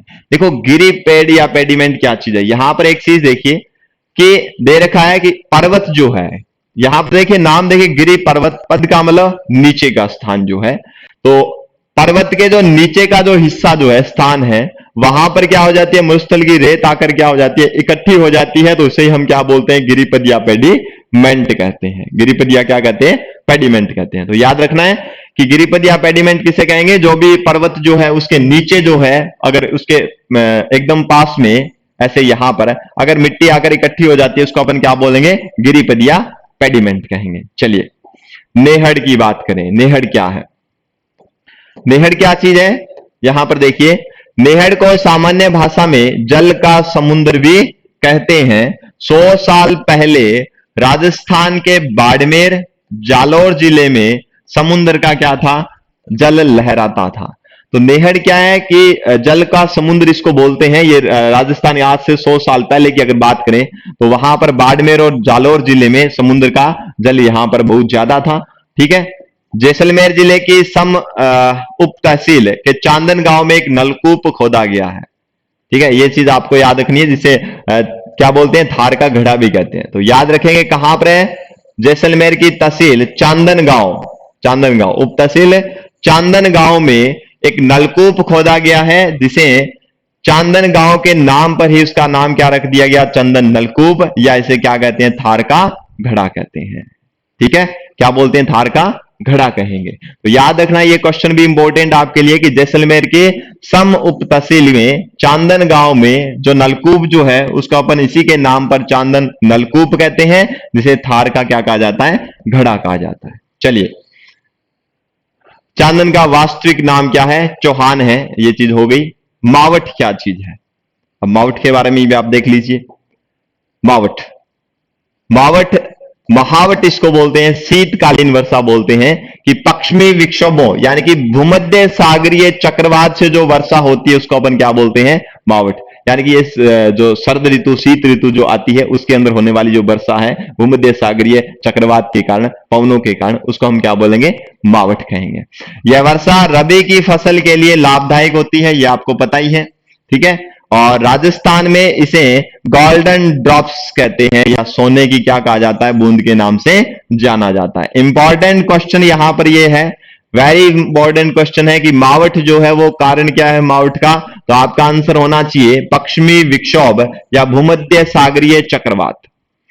ठीक है, तो ये क्वेश्चन आपसे पूछ लेगा, कई बार एग्जामिनर क्या करता है कि पूछ लेता है, ऐसे ऐसे क्वेश्चन पूछ लेता है, और पूछा भी गया है ये क्वेश्चन कि मावठ जो है वो किस कारण से आती है, तो पश्चिमी विक्षोभ या भूमध्य सागरीय चक्रवात की वजह से मावठ आती है, और ये रबी की फसल के लिए लाभदायक होती है, इसलिए इसको क्या कहते हैं, गोल्डन ड्रॉप कहते हैं, सुनहरी बूंद कहते हैं के नाम से इसको जाना जाता है। तो मावठ को गोल्डन ड्रॉप के नाम से भी जाना जाता है, क्योंकि ये रबी की फसल को क्या देती है, फायदा देती है। चलिए, बम्बूलिया, बतूलिया, है ना, बम्बूलिया तो जानते ही हो सभी, है ना, आप लोग ही बम्बूलिया हो, तो बम्बूलिया तो जानते ही हो। बम्बूलिया क्या होता है कि गर्मियों में तेज हवा के चलने से, मिट्टी उड़ने से बनने वाले चक्रवात, चक्र का मतलब, चक्र का समझ गए, वात का मतलब वायु, यानी कि वायु का जो चक्र है, ठीक है, गर्मी में जब तेज हवा चलती है तो वायु का क्या बन जाता है, रेत वाला, रेत मिक्स होकर के उसका क्या बनता है, चक्रवात बनता है, उसे ही हम क्या बोलते हैं, भंबूलिया कहते हैं। क्या बोलते हैं, भंबूलिया कहते हैं। हाँ, राम राम गुरु जी, जगदीश जाट, राम राम, राम राम जगदीश जी। चलिए, तो बम्बूलिया किसे कहते हैं, बम्बूलिया किसे कहेंगे, याद रखेंगे कि गर्मियों में तेज हवा के चलने से, मिट्टी उड़ने से जो वायु का जो चक्रवात बनता है, चक्रवात जो है इसे ही हम क्या बोलते हैं, भंबूलिया कहते हैं। ठीक है, आपने देखा होगा गर्मी के अंदर ज्यादा आते हैं ये वाले। ठीक है, तो गर्मी के अंदर क्या है, हवा के चलने से जो रेत जो है उसकी वजह से ये रेत मिक्स होकर के वायु का क्या बन जाता है, एक चक्रवात बन जाता है। चक्र का मतलब घेरा, और वात का मतलब वायु, वायु का जो घेरा बनता है गर्मियों के अंदर वो क्या कहलाता है, भंबूलिया कहलाता है। ठीक है, चलिए, जिसमें हवाएं गोल घेरे में घूमती है, गोल घेरे में तो घूमेगी क्योंकि नाम से पता चल रहा था वायु का क्या है, चक्रवात बन रहा है, चक्कर का मतलब घेरा और वात का मतलब वायु, तो वायु का घेरा बन जाता है। तो इसमें देखना हवाएं गोल घेरे के रूप में घूमती रहती है, जिसके कारण आकाश में धूल उड़ती रहती है, और इसके केंद्र में निम्न वायु दाब का क्षेत्र बन जाता है, और वायु जो है इसके चारों ओर क्या करती रहती है, घूमती रहती है, और अत्यंत सूक्ष्म रूप होता है। ये चीज आपको याद रखना है, यानी कि जो जैसे ही वायु मान लो ऐसे घूमती है चारों तरफ, तो उसके बीच का जो एरिया जो है यहां पर वायु दाब क्या हो जाता है, कम हो जाता है। ठीक है, तो ये चीज आपको याद रखना, वायु जो है वो एक चक्कर के रूप में क्या होती रहती है, घूमती रहती है, इसे हम क्या बोलते हैं, भूमूलिया बोलते हैं। ठीक है, ये गर्मियों के टाइम ज्यादा आता है। चलिए, यह ग्रीष्म ऋतु में दोपहर के समय पैदा होता है। ठीक है, ज्यादा गर्मी की वजह से क्या होती है, वायु जो है वो गर्म होती है, उसकी वजह से यहां पर निम्न वायु दाब क्षेत्र क्रिएट हो जाता है, उसकी वजह से आता है। तो ग्रीष्म ऋतु में दोपहर के समय ज्यादा होता है। तीवना क्या है, अब तीवना एक मरुस्थल में पाए जाने वाला एक जहरीला सर्प है, और माना जाता है कि मनुष्य जब सांस लेता है तो सांस के थ्रू ये अंदर जहर क्या कर देता है, ट्रांसफर कर देता है, हवा के थ्रू भी इसका जहर चला जाता है। तो मरुस्थल में पाए जाने वाला जो जहरीला सांप जो है उसको अपन क्या बोलेंगे, क्या बोलेंगे, जहरीला सर्प क्या कहलाएगा, तीवना कहलाएगा। जो डंक तो नहीं मारता है, डंक तो नहीं मारता है, पर रात में जब व्यक्ति सोता है तो उसके सांस के थ्रू, ठीक है, ठीक है, समझ में आ रही है, इसके अंदर चला जाता है। चलिए आगे देखिए, बाप बोल्डर्स किसे कहते हैं, बाप बोल्डर्स, कार्बोनिफेरस युग में से संबंधित है, ठीक है। और राजस्थान में निम्नलिखित परंपरागत जल संरक्षण की विधियां सदियों से क्या आ रही है, चलती आ रही है। क्यों आ रही है? क्योंकि बारिश का जो पानी है, मरुस्थलीय क्षेत्र है, अपने राजस्थान का हिस्सा जो है लगभग 61.11% हिस्सा मरुस्थलीय है, तो यहां पर बारिश तो बहुत ही कम होती है। तो यहाँ के लोग क्या करते थे पहले, आजकल तो लगभग इतना नहीं हो रहा है, पर पहले क्या करते थे, यहाँ पर जो भी पानी था, वर्षा का जो जल था, उसको किसी अलग तरीके से, नई टेक्निक तरीके से उसको क्या किया जाता था, इकट्ठा किया जाता था। तो किस तरीके से संरक्षण करते हैं उसके बारे में अपन देखते हैं। यहाँ पर पहले बात करें नाड़ी। नाड़ी क्या है? एक प्रकार का यह तालाब ही हुआ करता था, ठीक है। नाड़ी, देखिए ये वर्षा संग्रहण करने की ये टेक्निक है, याद रखें। वर्षा जल संग्रह करने की टेक्निक में सबसे पहला जो है वो कौन है? नाड़ी है। मैं लिख देता हूं यहां पर, ये बताऊंगा पहला क्या है, नाड़ी। ये क्या है? पोखर है, एक तालाब ही है, ठीक है, जो वर्षा जल को क्या करता है, इकट्ठा करता है। पश्चिमी राजस्थान में प्रत्येक गांव में पोखर का निर्माण किया जाता है और जिसमें वर्षा के जल को क्या किया जाता था, इकट्ठा किया जाता था। तो नाड़ी भी क्या है, एक प्रकार का वर्षा जल संग्रहण करने की एक युक्ति थी उस टाइम में, ठीक है ना। तो इसके अंदर क्या होगा, वर्षा जल जो है वो इकट्ठा किया जाता था और जब बारिश वगैरह या फिर पानी नहीं होता था उस टाइम उसको यूज किया जाता था, ठीक है। तो याद रखें। चलिए, एक प्रकार का तालाब भी है। टोबा क्या चीज है? अब टोबा जो है वो नाड़ी से थोड़ा सा गहरा होता है, ये चीज आपको याद रखना है। टोबा क्या है, आपको क्वेश्चन पूछ ले कि नाड़ी से जो गहरा जो है वो वर्षा जल संग्रहण करने की जो टेक्निक जो है या फिर वर्षा जल संग्रहण करने का जो है वो उसे क्या कहते हैं, आप क्या बोलोगे? टोबा बोलोगे। तो याद रखना, नाड़ी के तो समान है किंतु इससे अधिक क्या होता है, गहरा होता है। पश्चिमी राजस्थान में पारंपरिक जल स्रोत के रूप में प्रचलित था और इसमें राजस्थान का उपयोग पीने के पानी के लिए किया जाता था और पशुओं के लिए किया जाता था और कुछ थोड़ी बहुत इससे क्या कर ली जाती थी, सिंचाई भी इससे कर ली जाती थी। तो याद रखना है, पहला नाड़ी है, दूसरा क्या है, कौन सा है? टोबा। टोबा नाड़ी से थोड़ा सा गहरा होता है जिसको पशुओं को पानी पिलाने के लिए या फिर खुद मनुष्य पानी पीने के इसका यूज किया करता था या फिर थोड़ी बहुत सिंचाई भी इससे की जाती थी। चलिए, उसके बाद में बात करते हैं बावड़ी, ठीक है। तीसरी टेक्निक कौन सी है? बावड़ी थी। राजस्थान में बावड़ियों का निर्माण परंपरा चली आ रही है, ठीक है। यह एक सीढ़ीदार वृहद कुआं होता है। क्या होता है? कुआं होता है, सीढ़ी, यानी कि इस कुएं के अंदर एक कुआं है और जिसके अंदर क्या लगी होती है, सीढ़ियां लगी होती है। तो सीढ़ी नुमा कुआं जो है उसको हम क्या बोलते हैं? बावड़ी बोलते हैं। इसमें वर्षा के जल के अलावा भूमिगत जल का स्रोत भी होता है। भूमिगत जल का, अंडरग्राउंड जो पानी का स्रोत है जो भूमि के नीचे से निकाला जाता है, उसके लिए भी एक सोर्स होता है इस बावड़ी के अंदर ही, ठीक है। तो पानी को भी इकट्ठा किया जाता है, वर्षा जल को, और भूमिगत जल का स्रोत भी इसके अंदर उपस्थित होता है। सीढ़ीदार कुआं होता है, बड़ा कुआं, उसे ही हम क्या बोलेंगे? बावड़ी कहेंगे। चलिए, उसके बाद बात करते हैं खड़ीन क्या है। खड़ीन भी एक जल संग्रहण करने की एक टेक्निक है, ठीक है। और तकनीकी दृष्टि से, टेक्नोलॉजी की दृष्टि से ये उत्तम है और इसका निर्माण 15वीं शताब्दी में हुआ था, ये पालीवाल ब्राह्मणों के कारण, ठीक है ना। ये चीज आपने देखी होगी। चलिए, यहां पर मैं देखता हूं, चलो यहां से देखिए, देखिए जैसलमेर में इसका निर्माण 15वीं सदी के प्रारंभ में हुआ था और आज भी इस क्षेत्र में लगभग 500 खड़ीन है। खड़ीन मिट्टी का बांधनुमा अस्थायी तालाब होता है जिसे ढाल वाली भूमि के नीचे बनाया जाता है और राजस्थान में दो तरफ पाल उठाकर तीसरी और पत्थर की दीवार बनाई जाती है।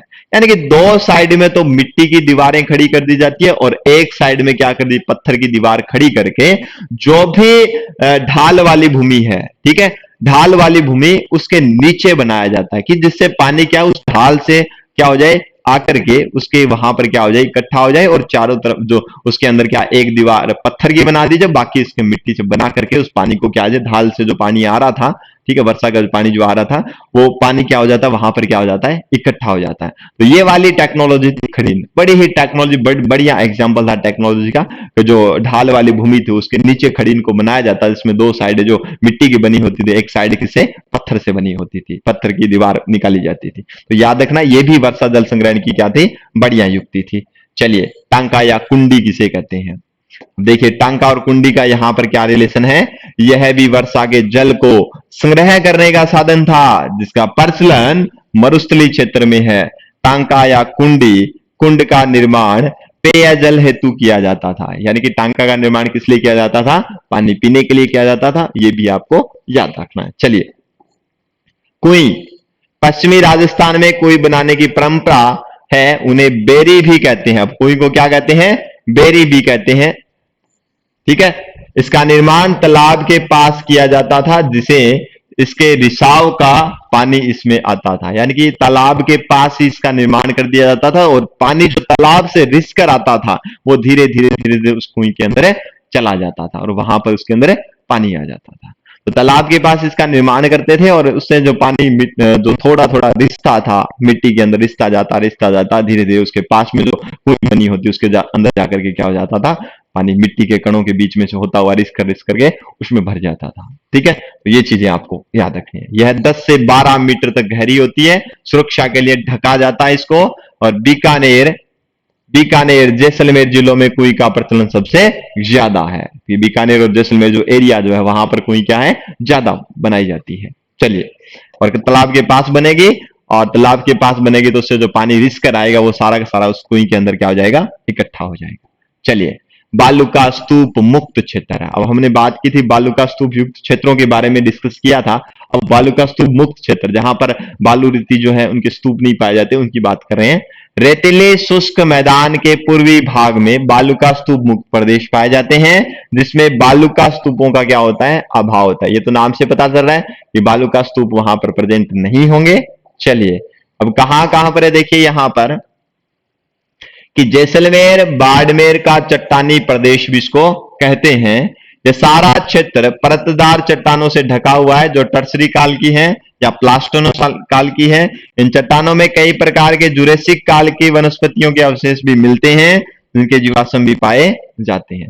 बस सीधा याद रखना है कि बालू का स्तूप जो मुक्त प्रदेश जो है वो जैसलमेर और कौन से? बाड़मेर का जो चट्टानी एरिया जो है जैसलमेर और बाड़मेर का, वहां पर इस प्रकार के बालू का स्तूप है, सॉरी, बालू का स्तूप मुक्त प्रदेश ये पाए जाते हैं। ठीक है, और ये चट्टाने जो आपको मिलेगी वो कौन से काल की है? टर्सरी काल की और प्लास्टोसिनो काल की है। और यहां पर जुरासिक काल की वनस्पति के अवशेष भी पाए जाते हैं। चलिए, इंपॉर्टेंट लाइन आ चुकी है यहां पर। बढ़िया वाला क्वेश्चन है जो एग्जाम में क्लिक कर सकता है कि जैसलमेर का अंकलवुड फॉसिल पार्क, कौन सा पार्क? अंकलवुड फॉसिल पार्क कहां पर है? तो याद रखेंगे कौन से जिले में है? जैसलमेर में है। इसी का उदाहरण है। ठीक है, किसका उदाहरण है? अंकलवुड जो फॉसिल पार्क जो जैसलमेर के अंदर है वो किसका है? बालू का स्तूप मुक्त प्रदेश का उदाहरण है। चलिए, टर्सरी कालीन चट्टानों में तेल गैस के भंडार भी पाए जाते हैं। बाड़मेर का गुड्डा मलानी और बायतू क्षेत्र तथा जैसलमेर क्षेत्र में तेल और गैस के विशाल भंडारों का मिलना। ठीक है, तो यहां पर सीधी सी बात है कि टर्सरी काल की जो भी चट्टाने हैं वहां पर तेल और गैस के भंडार पाए गए हैं। और उनके एग्जाम्पल कौन है? कि बाड़मेर का गुड्डा मलानी और बायतू क्षेत्र है, वहां पर भंडार मिले हैं और जैसलमेर के में भी तेल और गैस के भंडार मिले हैं। तो याद रखना इस ये चीजें भी। चलिए बढ़ते हैं। चलिए भाई आगे देखिए। टर्सरी कालीन चट्टानों का होना माना जाता है, ये तो हो गया। जैसलमेर में स्थित पलाया झीलों के नम क्षेत्र को, ये देखिए, चलिए ये वाला देखिए यहां पर कि जैसलमेर में स्थित पलाया झीलों के नम क्षेत्र को खड़ीन कहा जाता है और कृत्रिम रूप से खड़ीन बनाने का कार्य जैसलमेर के किसने किया था? पालीवाल ब्राह्मणों ने किया था। तो खड़ीन बनाने का काम किसने किया था? जैसलमेर के जो पालीवाल ब्राह्मण थे उन्होंने किया था। पलाया झीलों को क्या कहते हैं? अंडरलाइन कर लो इस चीज को भी, इंपॉर्टेंट लाइन है कि पलाया जो झील जो है उसको अपन क्या बोलेंगे? रन, टाट या मरहो भी कहा जाता है। और मुलायम लवण की परत युक्त पलाया को सेलिनास कहा जाता है। और तलियों में वर्षा का जल भर जाने से बनी अस्थायी झीलों को हम क्या बोलते हैं? पलाया कहते हैं। ठीक है, जो तली होती है भूमि का जो निम्न क्षेत्र होता है वहां पर पानी इकट्ठा हो जाता है तो अस्थायी झील बन जाती है, उसे हम क्या बोलते हैं? पलाया कहते हैं। क्या बोलते हैं? पलाया। तो याद रखना है जो तल वाला क्षेत्र जो है वहां पर वर्षा का जल क्या हो जाता है? भर जाता है और जिसे अस्थायी झील बनती है जिसे हम क्या बोलते हैं? प्लाया कहते हैं। ठीक है, क्लियर हो चुकी है। चलिए मैं पानी पी लेता हूं एक बार, उसके बाद में कंटिन्यू करते हैं।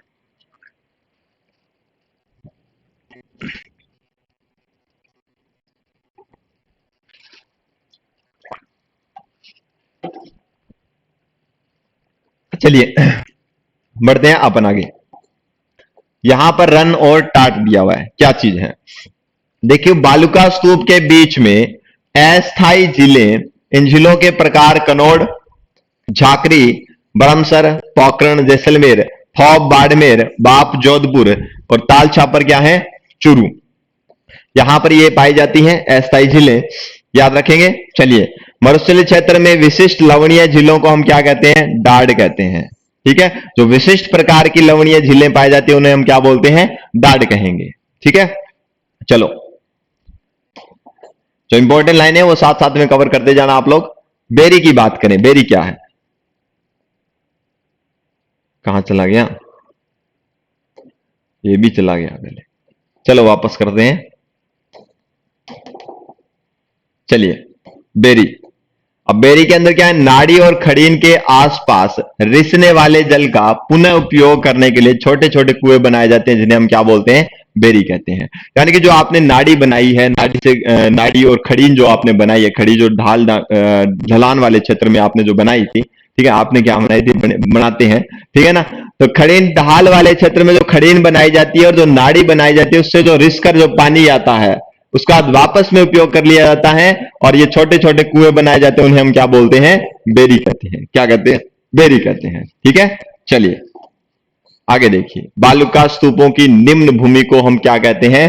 तली कहते हैं। ये भी आपको पता ही है कि बालुका स्तूप जो है उनकी निम्न भूमि को हम क्या कहते हैं? तली कहते हैं। और बालुका स्तूपों पर लहरदार छोटी छोटी परतों को हम क्या कहते हैं? उर्मिका कहते हैं। तो बालुका स्तूप जो है उनके ऊपर लहरदार छोटी छोटी जो परत बनती है इस तरीके से, ठीक है, बालुका स्तूपों के ऊपर देखना, उनको हम क्या बोलेंगे? उर्मिका बोलेंगे। और बालुका स्तूपों की निम्न भूमि, यानी कि बालुका स्तूप बन गए और उसके बीच में जो नीचे की जो भूमि वाला एरिया जो है, इसको हम क्या बोलेंगे? तली बोलेंगे। तो ये चीज आपको याद रखनी है। तो बालुका स्तूपों की जो निम्न भूमि है, इसको अपन क्या बोलेंगे? तली। और इसके ऊपर बालुका स्तूप के ऊपर जो लहरदार जो ये चीजें जो बनती है, ठीक है, इनको हम क्या बोलेंगे? उर्मिका बोलेंगे। ठीक है, चलिए। लंबाई में स्थित बालुका स्तूपों को स्थानीय भाषा में क्या कहते हैं? डॉल कहते हैं। ये चीज भी याद रखेंगे। जो लंबाई में बालुका स्तूप बनते हैं उनको हम क्या बोलते हैं? डॉल कहते हैं। झाड़ियों के पीछे बने हुए बालुका स्तूप को क्या कहते हैं? नैरवा कहते हैं। तो यहां पर चार डेफिनेशन जो है वो आपको यहां पर क्या हो जानी चाहिए? क्लियर होनी जानी चाहिए। अब डोल क्या है? जो लंबवत बनेंगे, ठीक है, क्या बनेंगे? देखिए यहां पर लंबाई में स्थित जो बालुका स्तूप है उनको क्या बोलेंगे? डोल कहेंगे। और झाड़ियों के पीछे जो बालुका स्तूप बनते हैं उनको हम क्या बोलेंगे? नैरवा कहेंगे। और बालुका स्तूप के ऊपर लहरदार जो है उनको क्या बोलेंगे? उर्मिका बोलेंगे। और बालुका स्तूप का जो निम्न भूमि क्षेत्र जो उसको अपन क्या बोलेंगे? क्या बोलेंगे? प्लाया कहेंगे। कहा गया रे? ठीक है, तल्ली कहेंगे, सॉरी। चलिए, बालसन।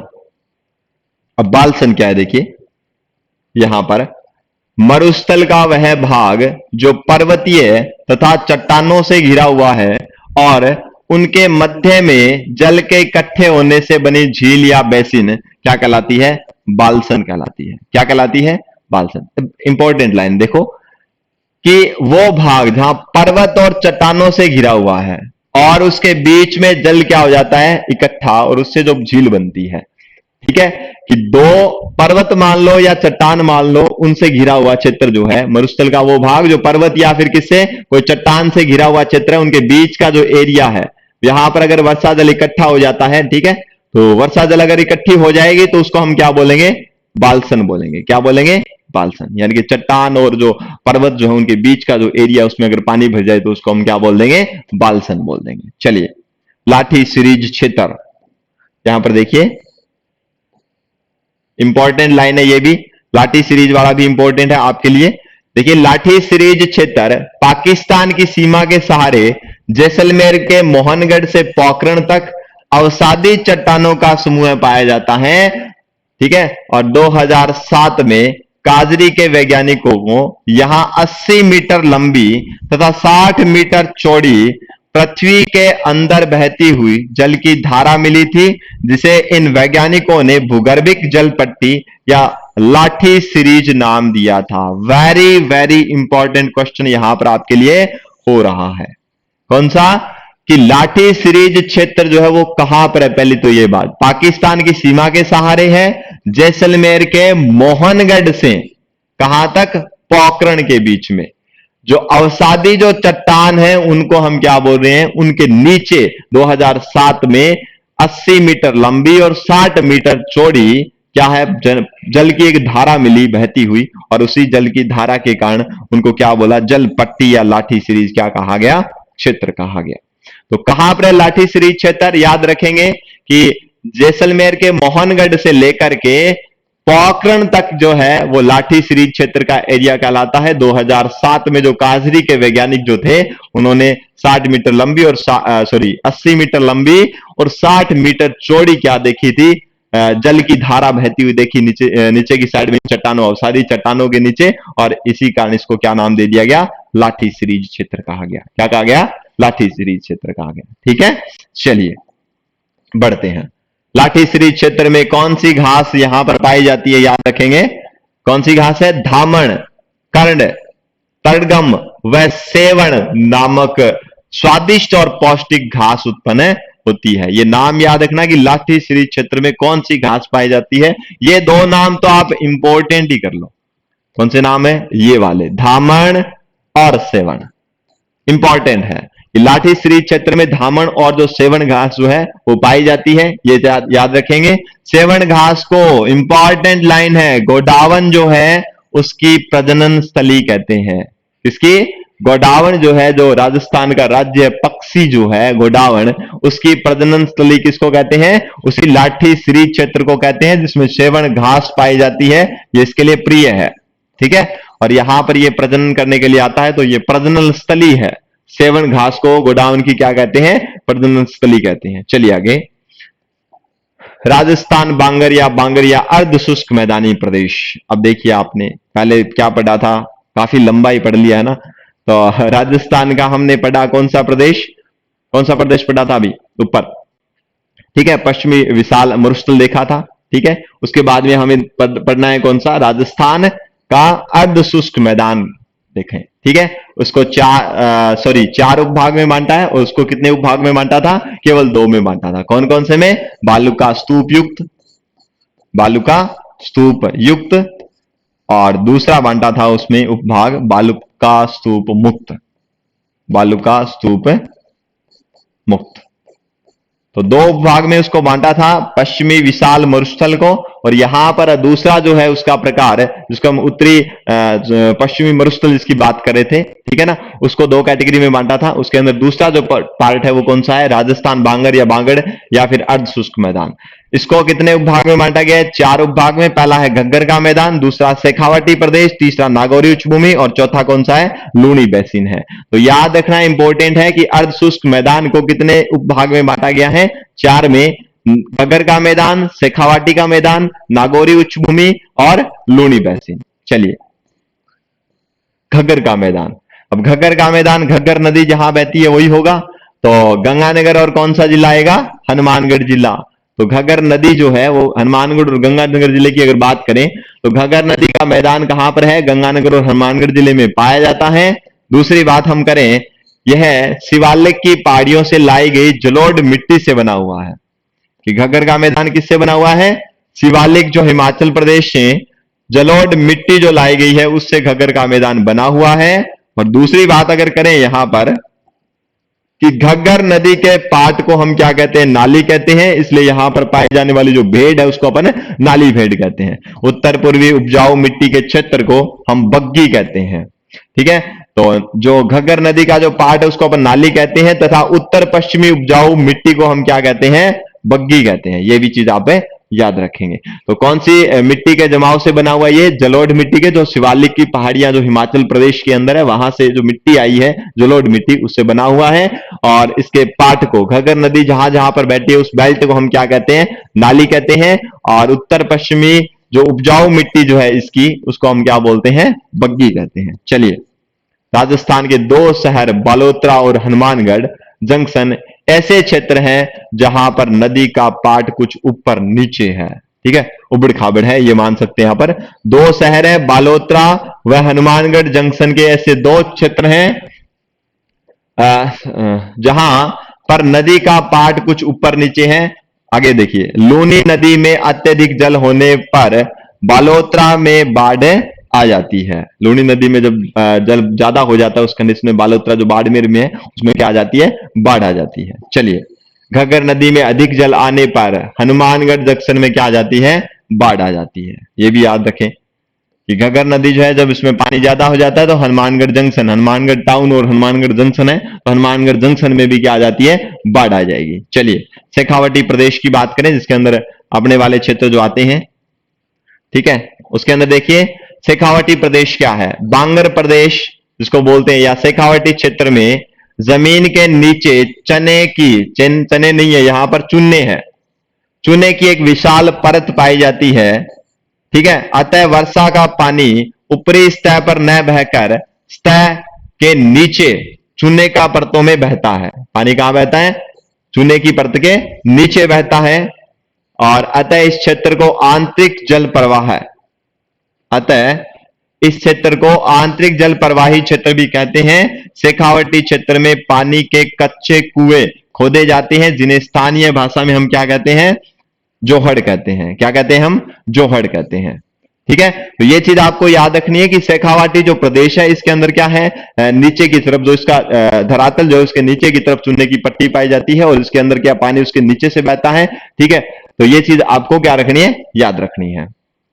ठीक है, इसलिए इस क्षेत्र को हम क्या नाम बोल रहे हैं, आंतरिक प्रवाही क्षेत्र बोलते हैं। कौन सा क्षेत्र बोलते हैं, आंतरिक प्रवाही क्षेत्र कहते हैं। और शेखावाटी क्षेत्र में पानी के लिए कच्चे कुएं बनाए जाते हैं, कच्चे कुएं खोदे जाते हैं और उन्हीं को हम क्या बोलते हैं, जोड़ बोलते हैं या नाड़ा बोलते हैं।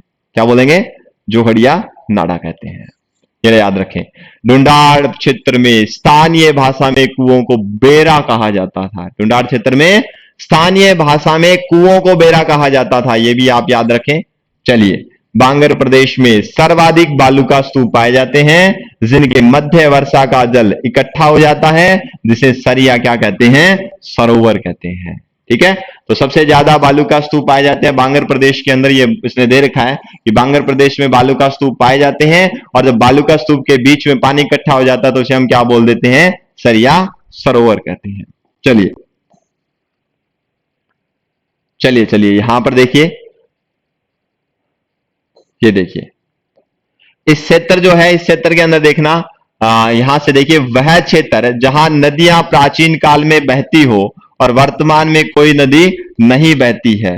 ठीक है, इस क्षेत्र के अंदर अतः पुरानी उपजाऊ मिट्टी धीरे धीरे अनुपजाऊ बन जाती है और सामान्य भाषा में उपजाऊ मिट्टी के मैदान को क्या कहते हैं, बांगर कहते हैं।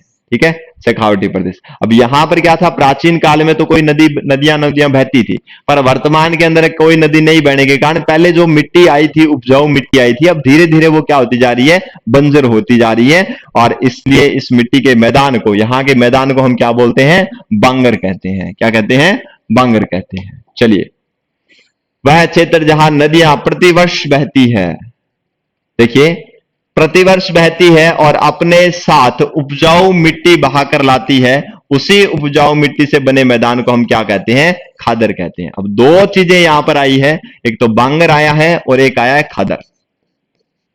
इंपॉर्टेंट नाम है दोनों के दोनों।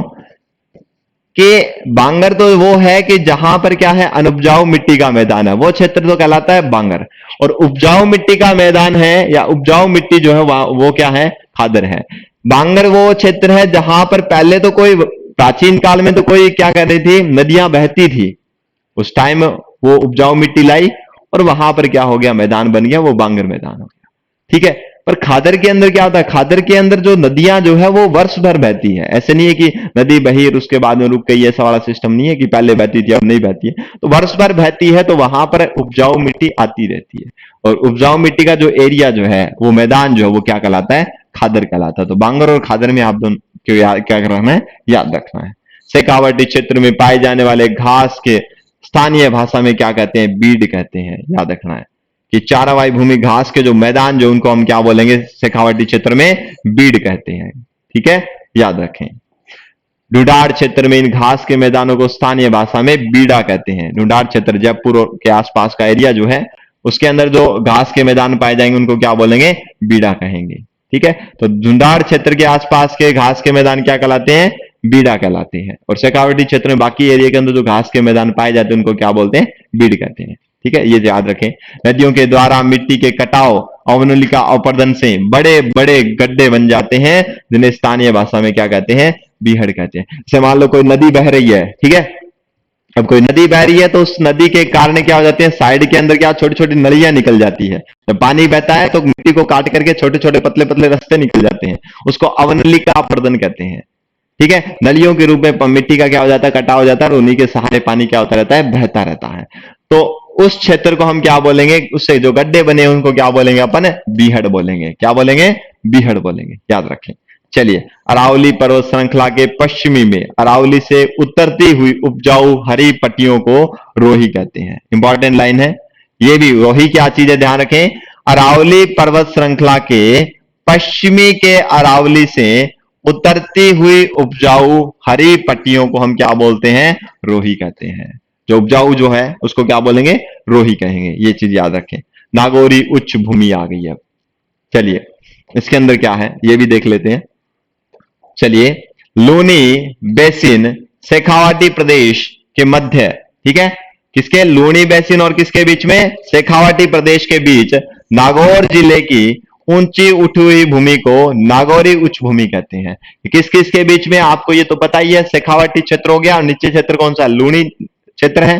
ठीक है, ऊपर वाला क्या है, शेखावाटी क्षेत्र और नीचे इसके क्या है, लूनी क्षेत्र। इनके बीच का जो एरिया है वो कहलाता है नागौरी उच्च भूमि। यानी कि शेखावाटी क्षेत्र और लूनी नदी का जो क्षेत्र है उसके बीच का ऊपर उठा हुआ जो भाग है वो क्या कहलाता है, नागौरी उच्च भूमि क्षेत्र, जो नागौर जिले में है। इस प्रदेश की मिट्टी को सोडियम और क्लोराइड की मात्रा ज्यादा पाई जाती है और यहां पर कुब्बड़ निकल जाता है लोगों के। ठीक है, फ्लोराइड की मात्रा पानी में ज्यादा होने की वजह से यहां पर कुब्बड़ बन जाता है, लारे पीछे जो है कमर के अंदर कुब्बड़ निकल जाता है।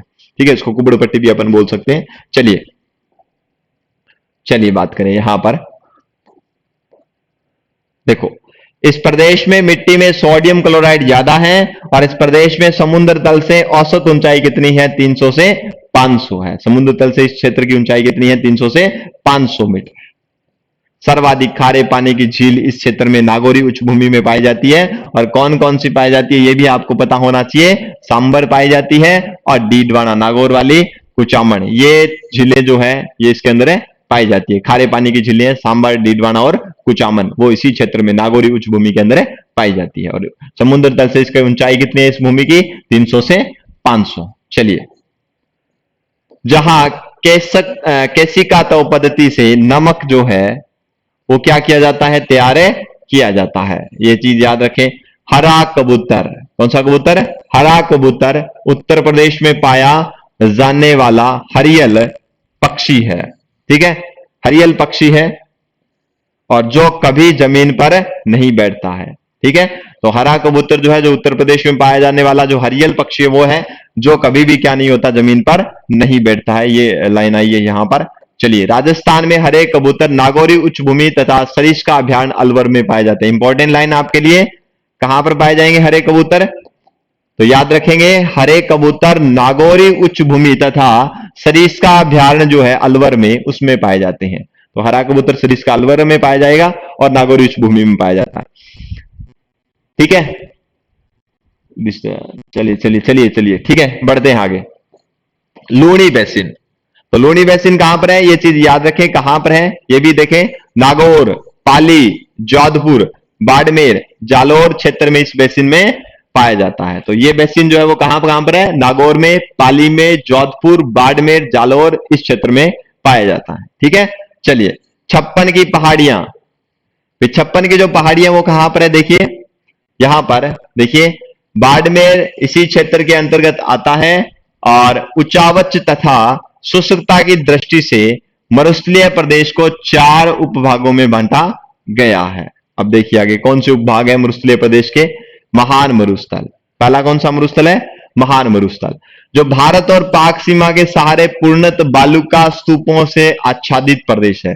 जो भारत और पाकिस्तान की सीमा के जो सहारे जो बालुका स्तूप युक्त प्रदेश जो है वो महान मरुस्थल कहलाता है। ये चीज आप याद रखें। तो महान मरुस्थल कौन सा हो जाएगा कि भारत और पाकिस्तान के सहारे जो पूरी तरीके से बालुका स्तूप से घिरा हुआ जो क्षेत्र जो है वो क्या कहलाएगा, महान मरुस्थल कहलाएगा। चलिए, चट्टानी प्रदेश क्या है, अरे रुक जा, कहां गया, ये ले, चलो आगे देखते हैं अपन। चट्टानी प्रदेश, बाड़मेर, जैसलमेर, बीकानेर का चट्टानी प्रदेश, ये क्या कहलाता है? चट्टानी भाग कहलाता है, चट्टानी प्रदेश कहलाता है, जो बाड़मेर के अंदर, जैसलमेर में और बीकानेर का क्षेत्र जो है वहां पर चट्टानी प्रदेश है। लघु मरुस्थल, ये आपको मैंने बताया था, कच्छ की खाड़ी से बीकानेर तक का जो फैला हुआ जो मरुस्थल है वो कौन सा कहलाता है? लघु मरुस्थल कहलाता है। ये चीज आपको मैंने पहले ही बता दी थी कि लघु मरुस्थल किसके बीच में है? कि कच्छ की खाड़ी और किसके बीच में? बीकानेर तक फैला हुआ। आगे देखिए, अर्ध शुष्क प्रदेश, अर्ध शुष्क प्रदेश की अगर बात करें, देखिए जो लूणी बेसिन और शेखावाटी को क्या करता है? सम्मिलित करता है, वो कहलाता है अर्ध शुष्क प्रदेश कहलाता है। जो लूणी बेसिन को और किसको?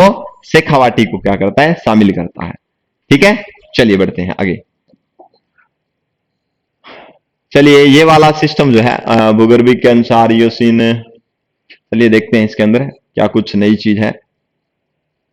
काफी बड़ा हो जाएगा वरना तो, मैं इसको छोटा करता हूं पहले तो।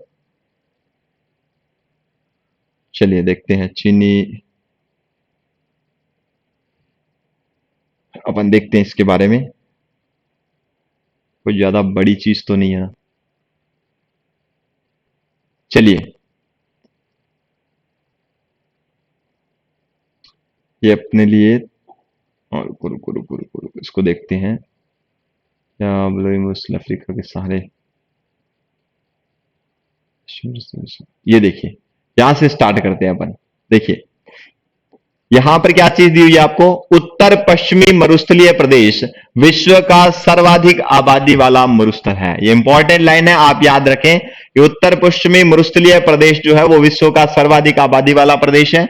उत्तर पश्चिमी मरुस्थलीय प्रदेश में विश्व में सर्वाधिक जैव विविधता पाई जाती है। बायोडाइवर्सिटी जो है वो सबसे ज्यादा उत्तर पश्चिमी मरुस्थल में पाई जाती है। और विश्व का सर्वाधिक आबादी वाला जो प्रदेश है वो भी कौन सा है? उत्तर पश्चिमी मरुस्थलीय प्रदेश है। और सबसे ज्यादा बायोडाइवर्सिटी या जैव विविधता भी यहां पाई जाएगी, याद रखें इस चीज को। उत्तर पश्चिमी मरुस्थलीय प्रदेश जो है उसके लिए एक लाइन और इंपॉर्टेंट हो जाती है कि विश्व में सर्वाधिक जनसंख्या घनत्व जो है वो उत्तर पश्चिमी मरुस्थल में पाया जाएगा। और थार का मरुस्थल भारत के पंजाब, हरियाणा, राजस्थान, गुजरात राज्यों में फैला हुआ है। वेरी इंपॉर्टेंट लाइन है आपके लिए कि थार का मरुस्थल जो है वो किस किस राज्य में फैला हुआ है? तो पंजाब, हरियाणा, राजस्थान और गुजरात के अंदर क्या है? ये फैला हुआ है। चलिए बढ़ते हैं आगे। यहां पर देखिए ये वाला जो एरिया है थार का मरुस्थल, ठीक है। अब देखिए थार के मरुस्थल के बारे में देखते हैं कि थार का मरुस्थल विश्व का एकमात्र ऐसा मरुस्थल है जिसके निर्माण में दक्षिणी पश्चिमी मानसूनी हवाओं का योगदान रहता है। जो दक्षिणी पश्चिमी मानसूनी हवाएं जो है वो क्या करती है? थार के मरुस्थल का क्या करती है? निर्माण करती है। और एकमात्र ऐसा मरुस्थल है जिसका निर्माण दक्षिणी पश्चिमी मानसूनी हवाएं करती है। और उत्तर पश्चिमी मरुस्थलीय प्रदेश को 50 सेंटीमीटर वर्षा रेखा अन्य भागों से क्या करती है? अलग करती है। और इस भूभाग की पश्चिमी सीमा कौन सी है? पाकिस्तान के सारे है, जो क्या है? रेड क्लिफ है। तो उत्तर पश्चिमी जो है वो सीमा कौन बनाता है?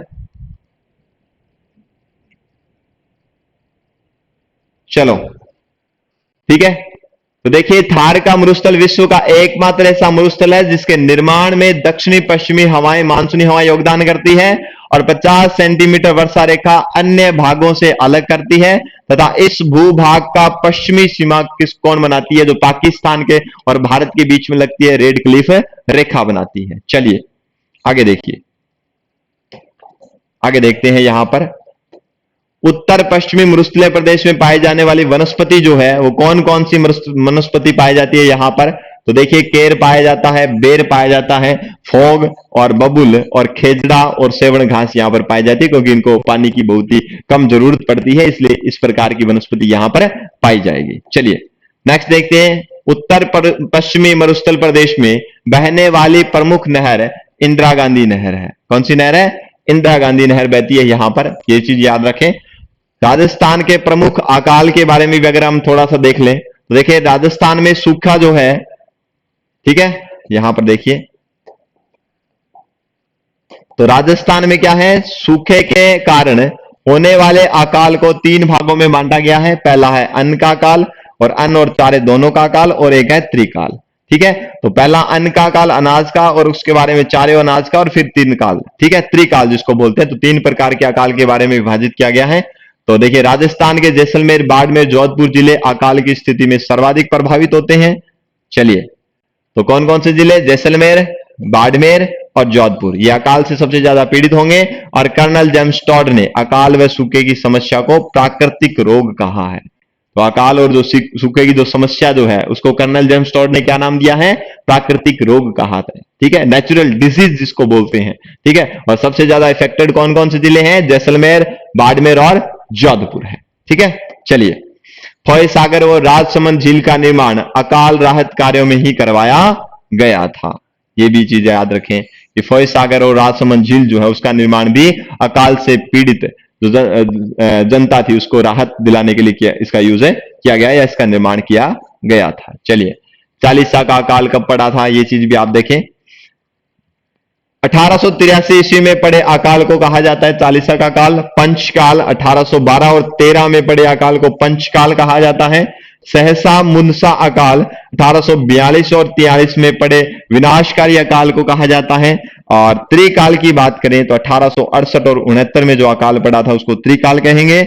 ठीक है, तो ये चीज आपको याद रखनी है कि चालीसा काल कब पड़ा? 1783 में। पंचकाल 1812-13 में। सहसा मुंसा काल 1842 और 43 में। और त्रिकाल क्या है? 68 और 69 में। ठीक है, चलिए चलिए, इसमें अन्न, जल और घास की कमी थी। त्रिकाल में क्या थी? जिसके अंदर अन्न, अनाज की, जल की, और पशुओं को खाने के लिए अनाज, ये तीनों चीजों की कमी हो गई थी, इसलिए इसको क्या बोलते हैं? त्रिकाल कहा जाता है। और त्रिकाल का पड़ा था 1868 और 69 में पड़ा था। एक है छप्पनिया काल, जो 1899 से 1900 ईस्वी में विक्रम संवत 1956 में पड़ा था। ठीक है, उस अकाल को हम क्या बोलेंगे? छप्पनवा काल कहते हैं। ठीक है, छप्पनिया काल जिसको बोलते हैं, 1899 से 1900 के बीच में। चलिए, खेजड़ली का वृक्ष इस अकाल में लोगों को क्या दिया था? सहारा बना था। ये भी चीज याद रखें। तो खेजड़ी का वृक्ष इस अकाल में लोगों का सहारा बना।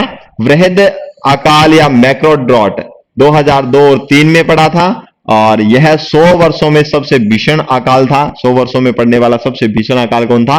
वृहद अकाल था, जो 2002 और 3 में पड़ा था। चलिए, तीजो कुरियो। तीजो कुरियो क्या चीज है? देखिए यहां पर, ये आठवां तीजो कुरियो आठवां काल।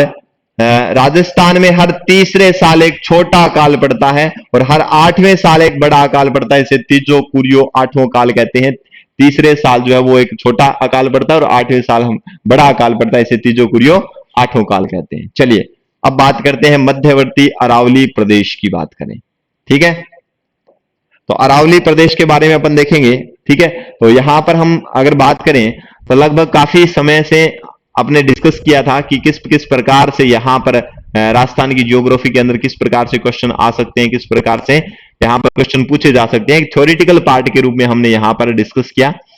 ठीक है, तो देखते हैं अपन आगे जो है क्लास जो है उसको कंटिन्यू करेंगे नेक्स्ट सेशन के अंदर। ठीक है, मिलेंगे अपन नेक्स्ट वीडियो के अंदर इसी को लेकर के कि राजस्थान के अंदर जो ज्योग्राफी का जो पार्ट है, जिसके अंदर अगर बात करेंगे मध्यवर्ती अरावली प्रदेश राजस्थान के अंदर किस हिस्से में फैला हुआ है। ठीक है, और इसका क्षेत्रफल कितना है, यहां पर जनसंख्या कितनी निवास करती है, तो उसके बारे में अपन देखेंगे नेक्स्ट क्लास के अंदर। ठीक है, तो जय हिंद, जय भारत।